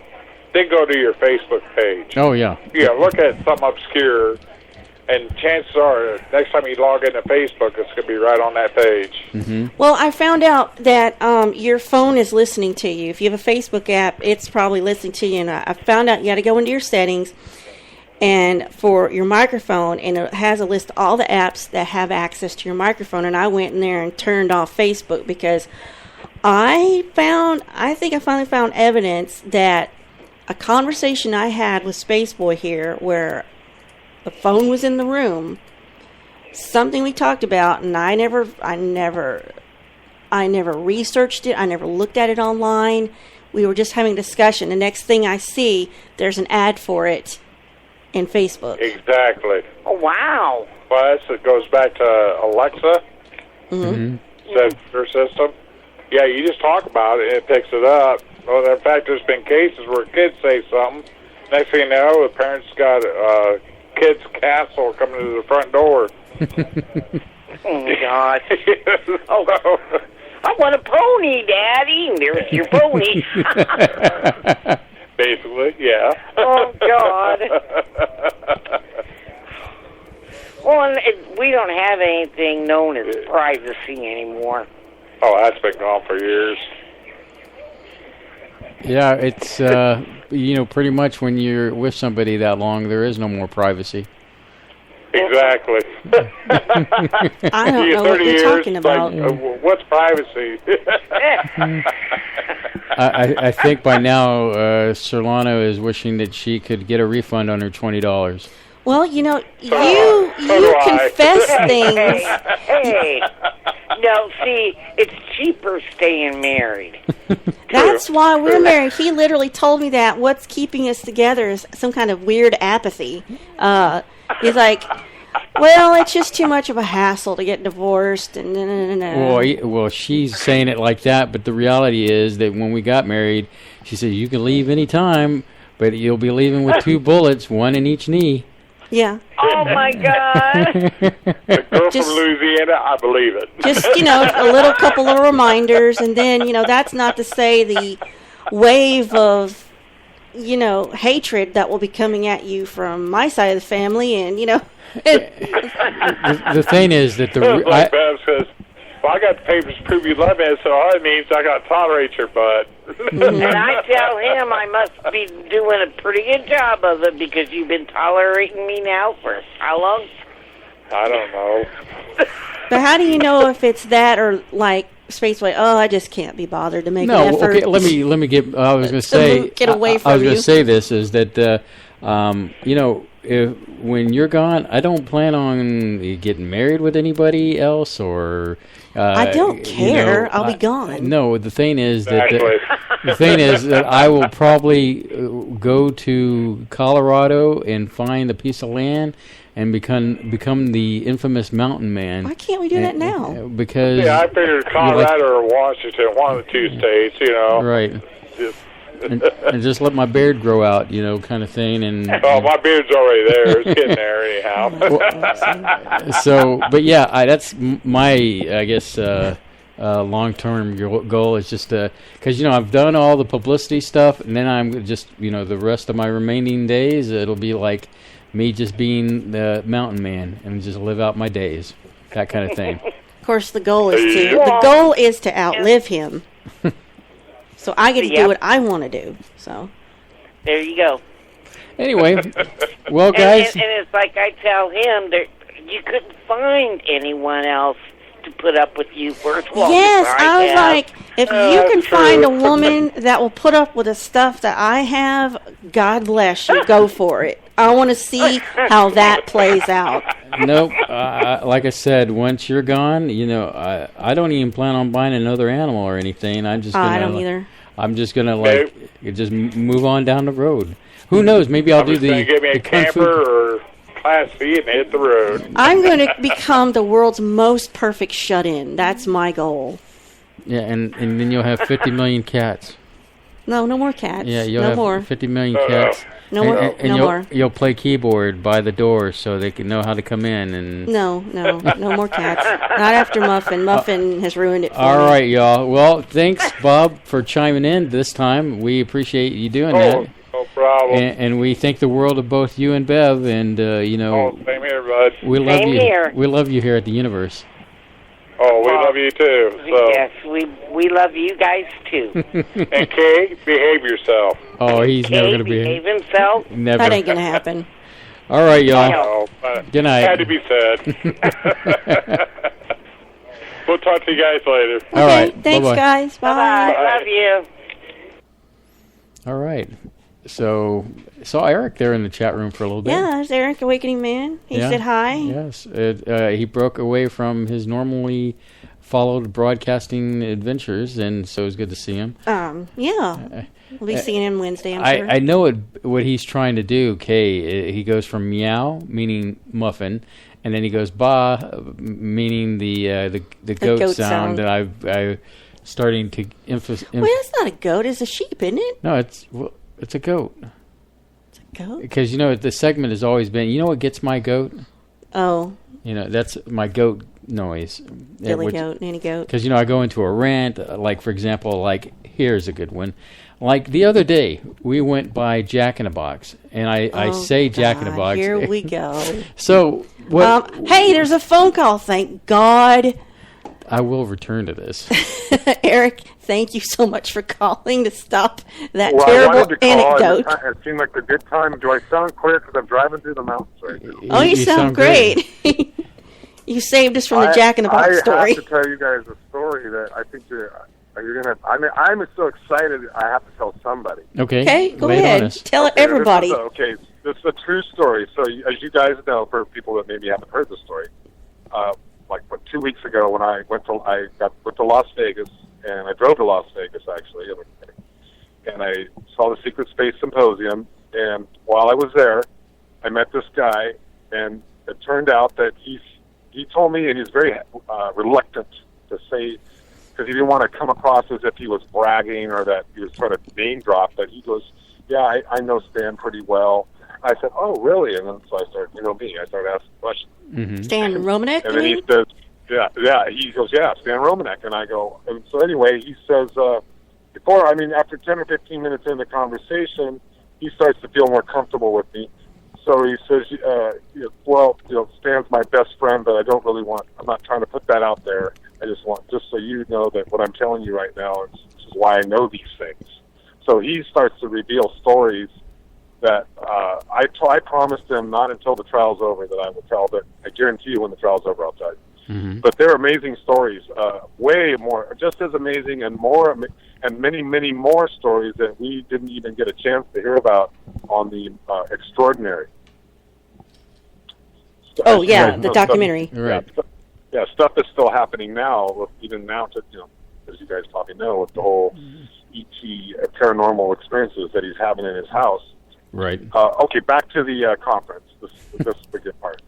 So I'm talking to the guy, and he goes, did you know that Stan's dad is here? And I said, oh, I don't even know who Stan's dad is.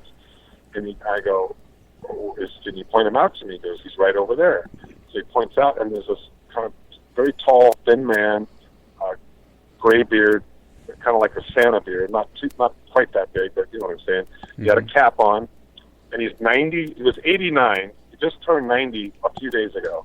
Wow. And so he went and grabbed Stan, and Javi was with me too. So that kind of helps because Javi knows a lot of people actually. So he grabs this guy, Stanislav is what his name is, Stanslob, and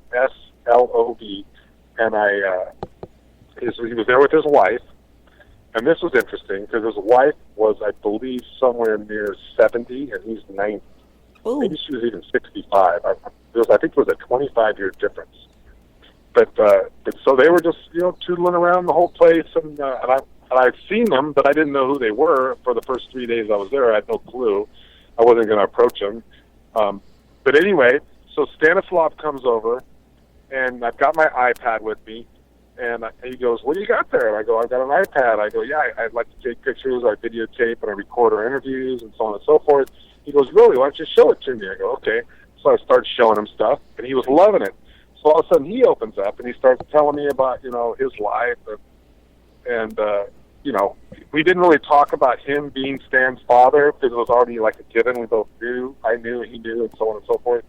But he was relating stories, and just a really sharp guy, and I was looking at his skin, and his skin was almost perfect. In other words, it was bizarre. He had almost no wrinkles on his skin at 90, and I was kind of shocked. Sharp as a tack. Anyway, I'm going to fast forward because I want to take up your whole show here.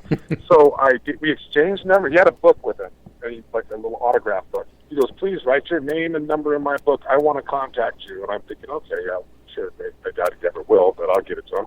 And I says, can I get your card? And he gives me his card. Matter of fact, he goes, hey, take two of them in case you lose one. I said, great. So I left the conference thinking, maybe I'll see him again. Maybe I'll talk to him. We'll see how it goes. And so then I decided, like 3 or 4 days ago, I'm going to drive to Colorado. I'm going to go to this trial that Stan's having right now. I want to go in the courtroom. I want to listen to the case. I want to be a part of it. I just want to experience it. So I found his card. I call him up, and he doesn't answer the phone. This was like 4 days ago. I left a message, and I think, no, maybe they'll call me back. So 4 days goes by, no phone call. So I'm thinking, oh, they're busy, whatever, no big deal. So then I'm driving in my car right now as we speak. I'm almost in Utah, on my way tomorrow to Colorado. And about 2 hours ago, my phone rings, and it's Stan's dad, Stanislav, calling me. And I'm like, whoa, this is cool.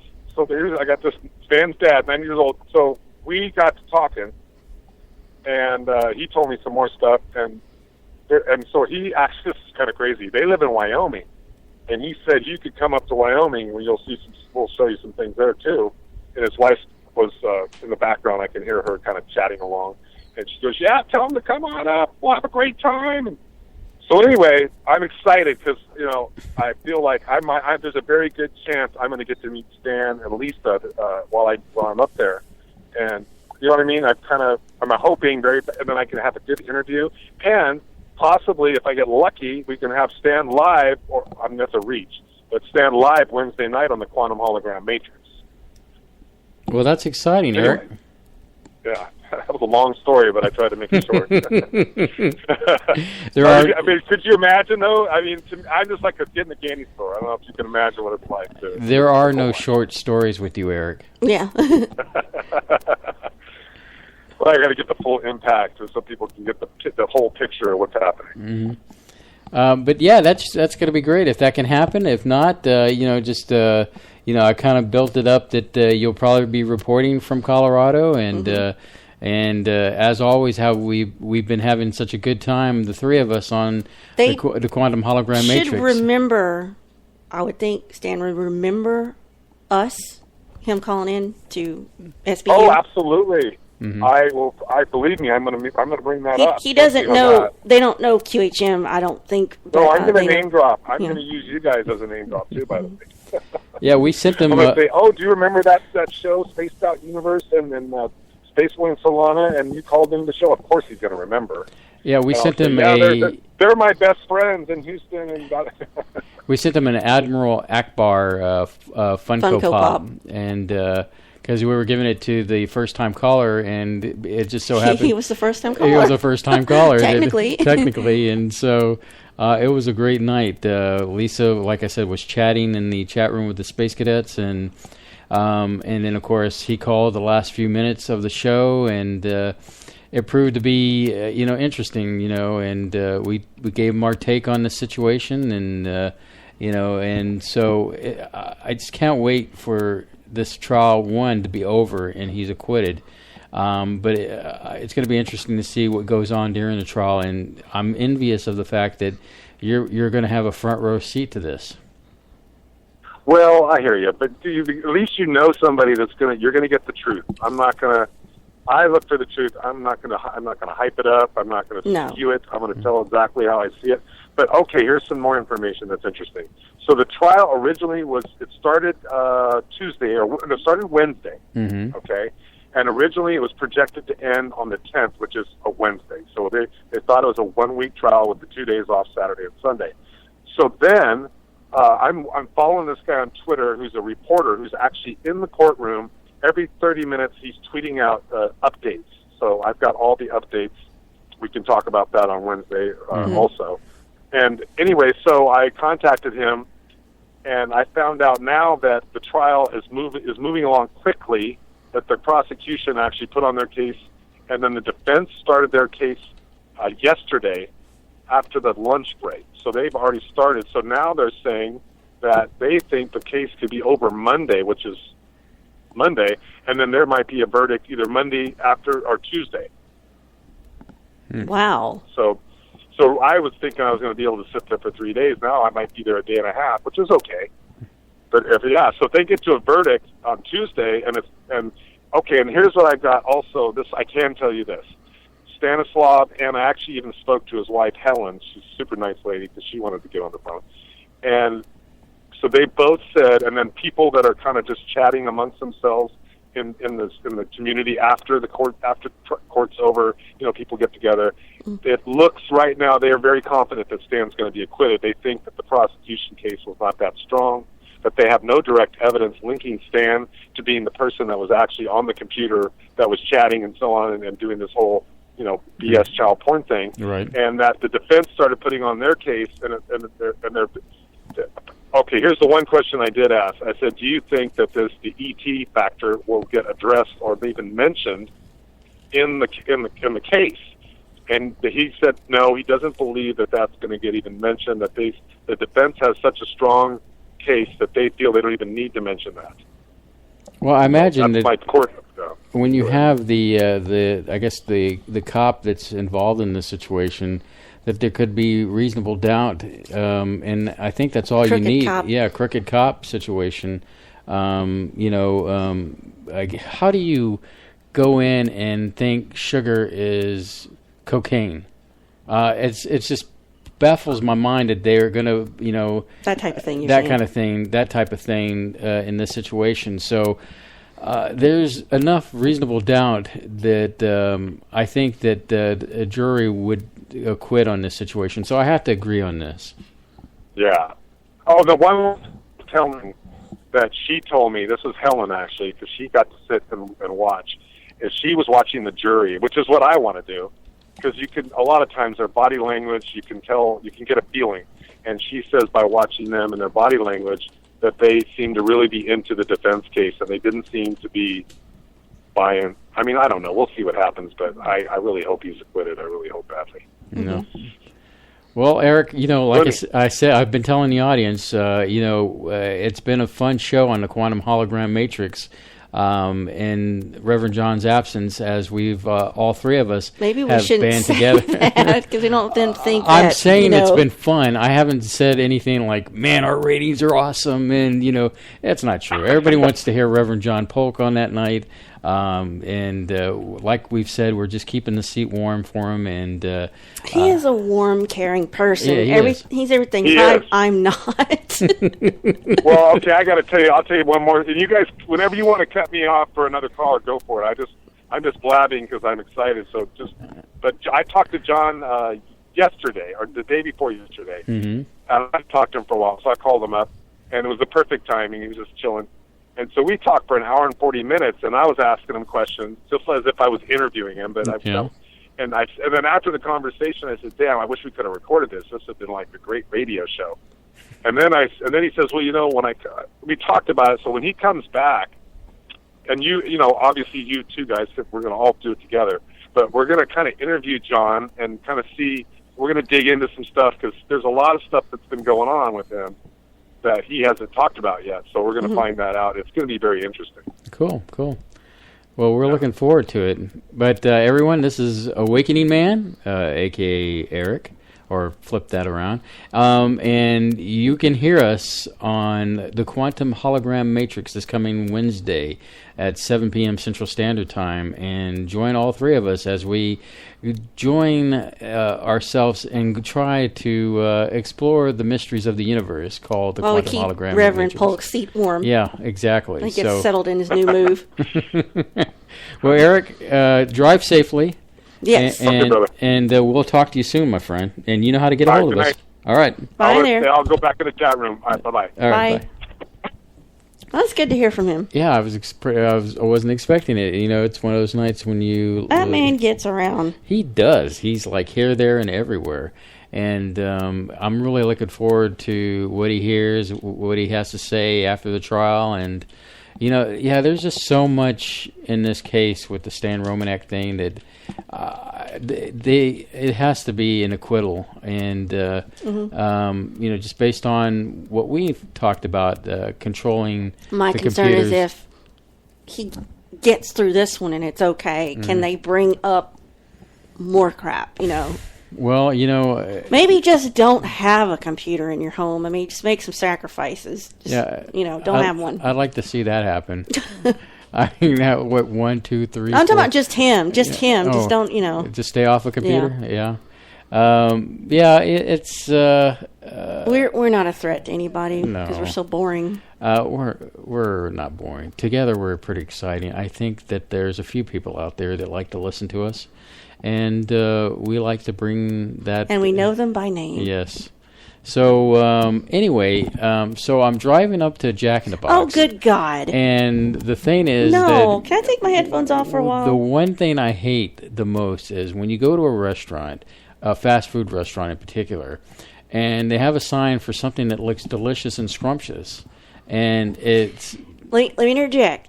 We have the technology to read your license plate from space, but they can't make a speaker that can hear you.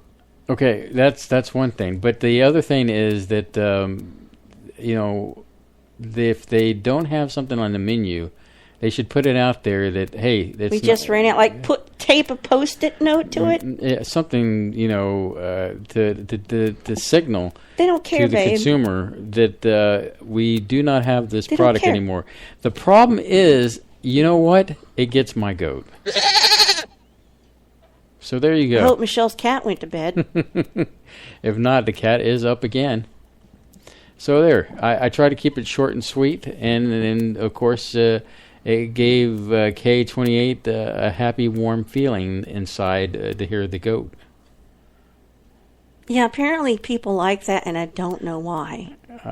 I don't know why either, but it brings me joy. Might be easily amused. I don't know. So, that situation has happened at Burger King, too. Yeah, it's happened. It happens at fast food. And I'm like, hey, there's this new thing in the menu. Can I have the new thing? Oh, we just ran out. Like, why can't you put something out here that says we just ran out? For example, there was a while back when Taco Bell had taquitos, and they were delicious. Let me tell you, they were scrumptious and delicious. And I went to a Taco Bell, and they said, "Oh, I'm sorry, we don't sell those anymore." Then why do you have the sign in the window that says it's available? I feel strongly about it, if you didn't know. So anyway, it gets my goat. So that's what I feel about that. Sorry, I'm trying to find something real quick. Oh, okay, what are you trying to find? A way to kill the goat? No, I'm trying to find something to talk about real quick. Oh, well, K20 was saying that no more goat burgers available at Jack in the Box. For a while there, back in the 80s, they were talking about they were serving kangaroo meat at Jack in the Box. Oh, that's strange. I don't know if that's an urban legend or whatever. True. But, there was, And then I heard, what happened? Hey, let me ask you this, since you're from Louisiana. How come Jack in the Box went down under in Louisiana? Well, I don't know about all of Louisiana because I haven't lived in all of Louisiana, but the one town I've lived in my whole life before I moved here was not one of those towns where we always get the latest, greatest, it wasn't until the mid to late 90s we got our first Best Buy. Or our first super Walmart. So we were way behind the times. So in the 90s sometime, we got our first Jack in the Box chains. We never had them the whole time like Texas did. Here, I think on Gessner Road, there's a Jack in the Box. You can tell it's been there a while based on how it looks. I suppose it looks like an older Jack in the Box. Well, Jack in the Box had that scare. Remember? Mm-hmm. Back in the 90s about, what was it? It wasn't E. coli, was it? I'm sorry. I'm laughing at the K28. Justin Wilson loves Jack in the Box. I guarantee. Oh, he's been dead for years. Anyway, when they had that big scare, and it was one of the first big scares for a fast food chain, they shut them down and they never came back. They may be back now. Now, I have not been back home in quite some time. I'm going to say maybe it was 2010, 2011. When did we flee Hurricane Ike? That was it, I think. Whenever that was, I can't remember. Yeah. Back in That, I think, was the last time I went home. And now that Dad's elsewhere, he's in California, I really don't have a reason to go back other than want to see my one friend. Mm-hmm. And also just morbid curiosity to see how things have changed. And if Google would just update their maps, I could just do it that way. Do a tour of the virtual tour? Do a virtual tour. But that's the main reasons when they had that scare. I don't know if it was about E. coli or whatever, but that killed it in my hometown. Whereas the rest of Louisiana, if they had Jack in the Boxes, I don't know. I can tell you that we're just very behind time. Like, we got a Circuit City right before they killed them all. And then it was gone. And, we were the last to get things that other cities had for years and years and years. So. Well, and I guess when you started talking about this, it reminded me of when we did go to Jack in the Box. I didn't order food there. I ended up not getting food there. So you left. Well, I got your food there. And I just, out of protest, I was like, nope, just give me this. And it's kind of like the other night when we ordered Domino's. They said, we have no Coke Zero. And I said, well, just take it off the tab. Well, do you want a replacement? Do you want to change it out? No, just take it off my tab. It ended up being the driver had canceled the order. And then the manager of the store called me and said, well, we can go ahead and still send this to you. Do you not want a sample? I said, no, just take it off my thing. And but they ended up canceling the order, but they sent us the pizza anyway because it was like they didn't want to offend us or make us upset. But hopefully there was no ingredients on that pizza that weren't supposed to be there. I don't know. That driver, you know what I mean? The driver was pretty... he snapped the pencil right out of my hand. I had to still sign the receipt. Mm-hmm. And he snagged it out of my hand like he was mad, like I did some injustice to him or whatever. And I still tipped the driver $8, and I probably would have done less if I had known he was going to snap the pen out of my hand like he did. But pizza was still good, though. You're very petty. That's probably what I like about you. I guess, in that situation, it didn't get my goat because I got free pizza out of it, Oh, you did? Yeah, we did get free pizza. I wasn't aware of that. I would have really gone after it. It was, so there you go. And I watched the reverse. They reversed the charges. So I got to, I wanted to make sure. And plus, he was making me sign a receipt that had the amount of the, like if I was paying for it. Mm-hmm. So I scratched out the amount. You wrote free. And I didn't write free. But that's pretty funny.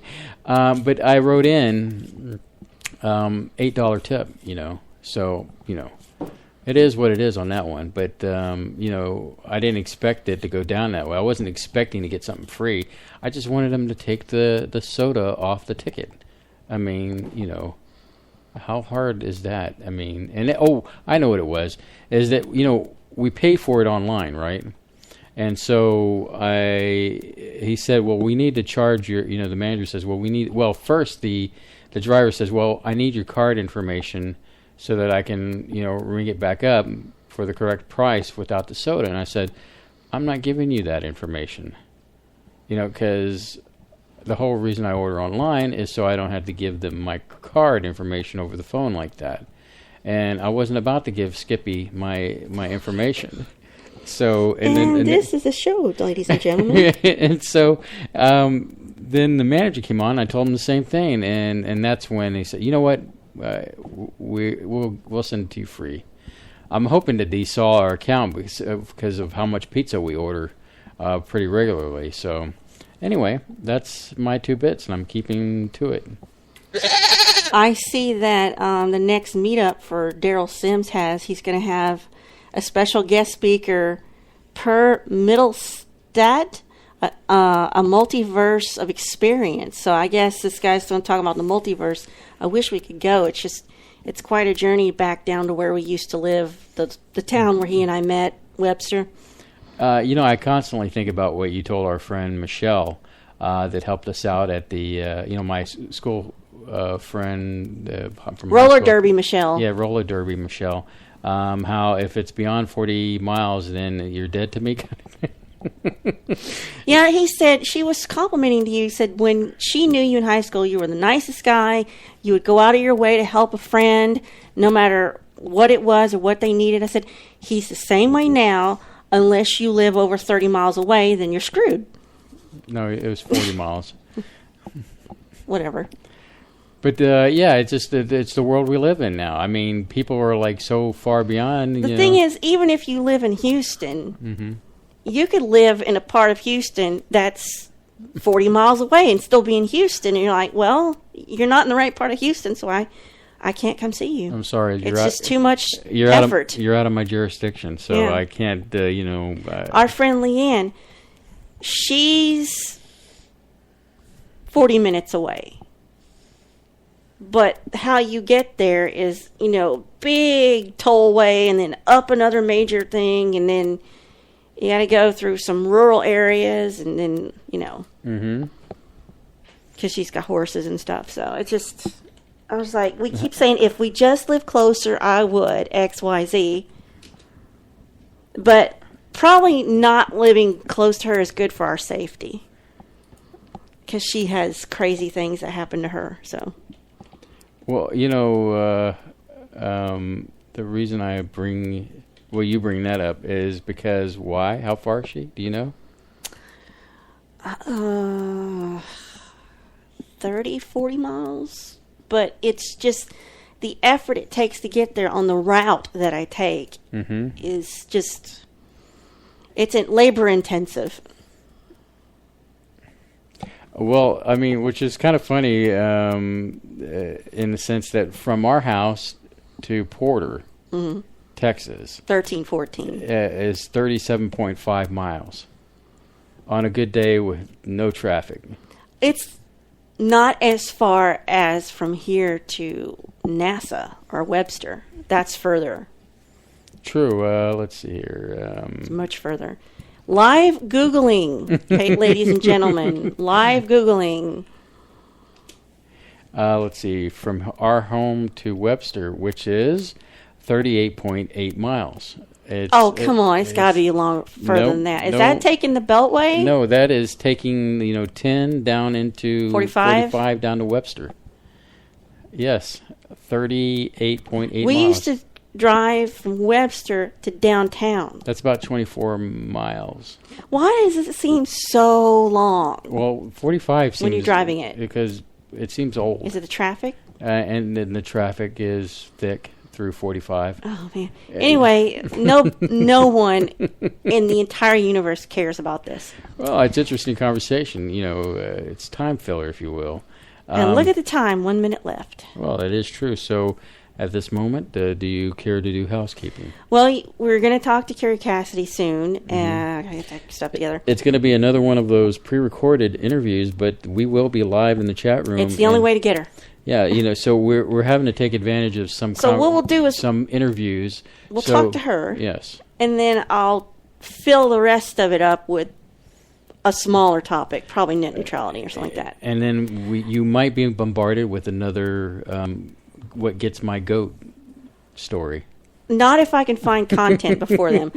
I've got some other ideas for shows, but I kind of don't want to tell you just because I don't want it showing up on someone else's show. So, got some ideas for shows. And we're still trying to reach out to some people. I know on the 19th we're going to have hopefully Jim and Jody Bray from the Outer Rim. I actually talked to, I believe, Scott on the Twitterverse, and so I'll follow up with them and make sure we're on target with that. They're always a good conversation to talk to, and we'll talk about their projects. They're basically us, but with more projects and hobbies. Yeah. So and definitely Trek nerdom. So yeah. And of course we're doing our best to work up to Houston Maker Fair. And speaking of, if you want to come see us live, come to Houston Maker Fair in October. Maker Fair has been faving some of our stuff on the Maker Fair's got upgraded to a full-fledged Maker Fair. It's no longer a mini Maker Fair. They are all full Maker Faire. You'd have a good time if you came here. They were at Comic Palooza. We were there with them in their area, and everybody who went to Comic Palooza said Maker Faire was the most interesting, most fun part of Comic Palooza.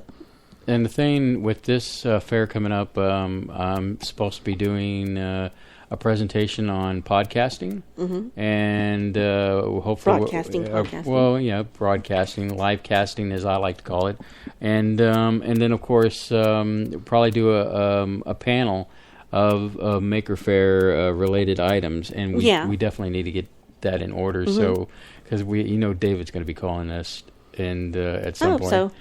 Too many Daves out there. Just know too many Daves. Too many Daves. Davids. Yeah, so let's see here. Is there anything else I know I'm forgetting? Other than that, I think, tune in to this Wednesday when we'll be on the Quantum Hologram Matrix. We will find out some interesting things about what happened to Romanek and what Eric's got lined up. Yeah. We need our own Eric. That's what we do. We need a guy like Eric for Spaceboy Universe. Yes, that would come in handy. Someone to do the rounds and stuff for free. All right. So Surlana, it's been a great night. Let's see here, and tomorrow it'll be a fabulous day, which hopefully we'll get up early and do what we need to do. So on that magical note. Say goodnight, Surlana. No.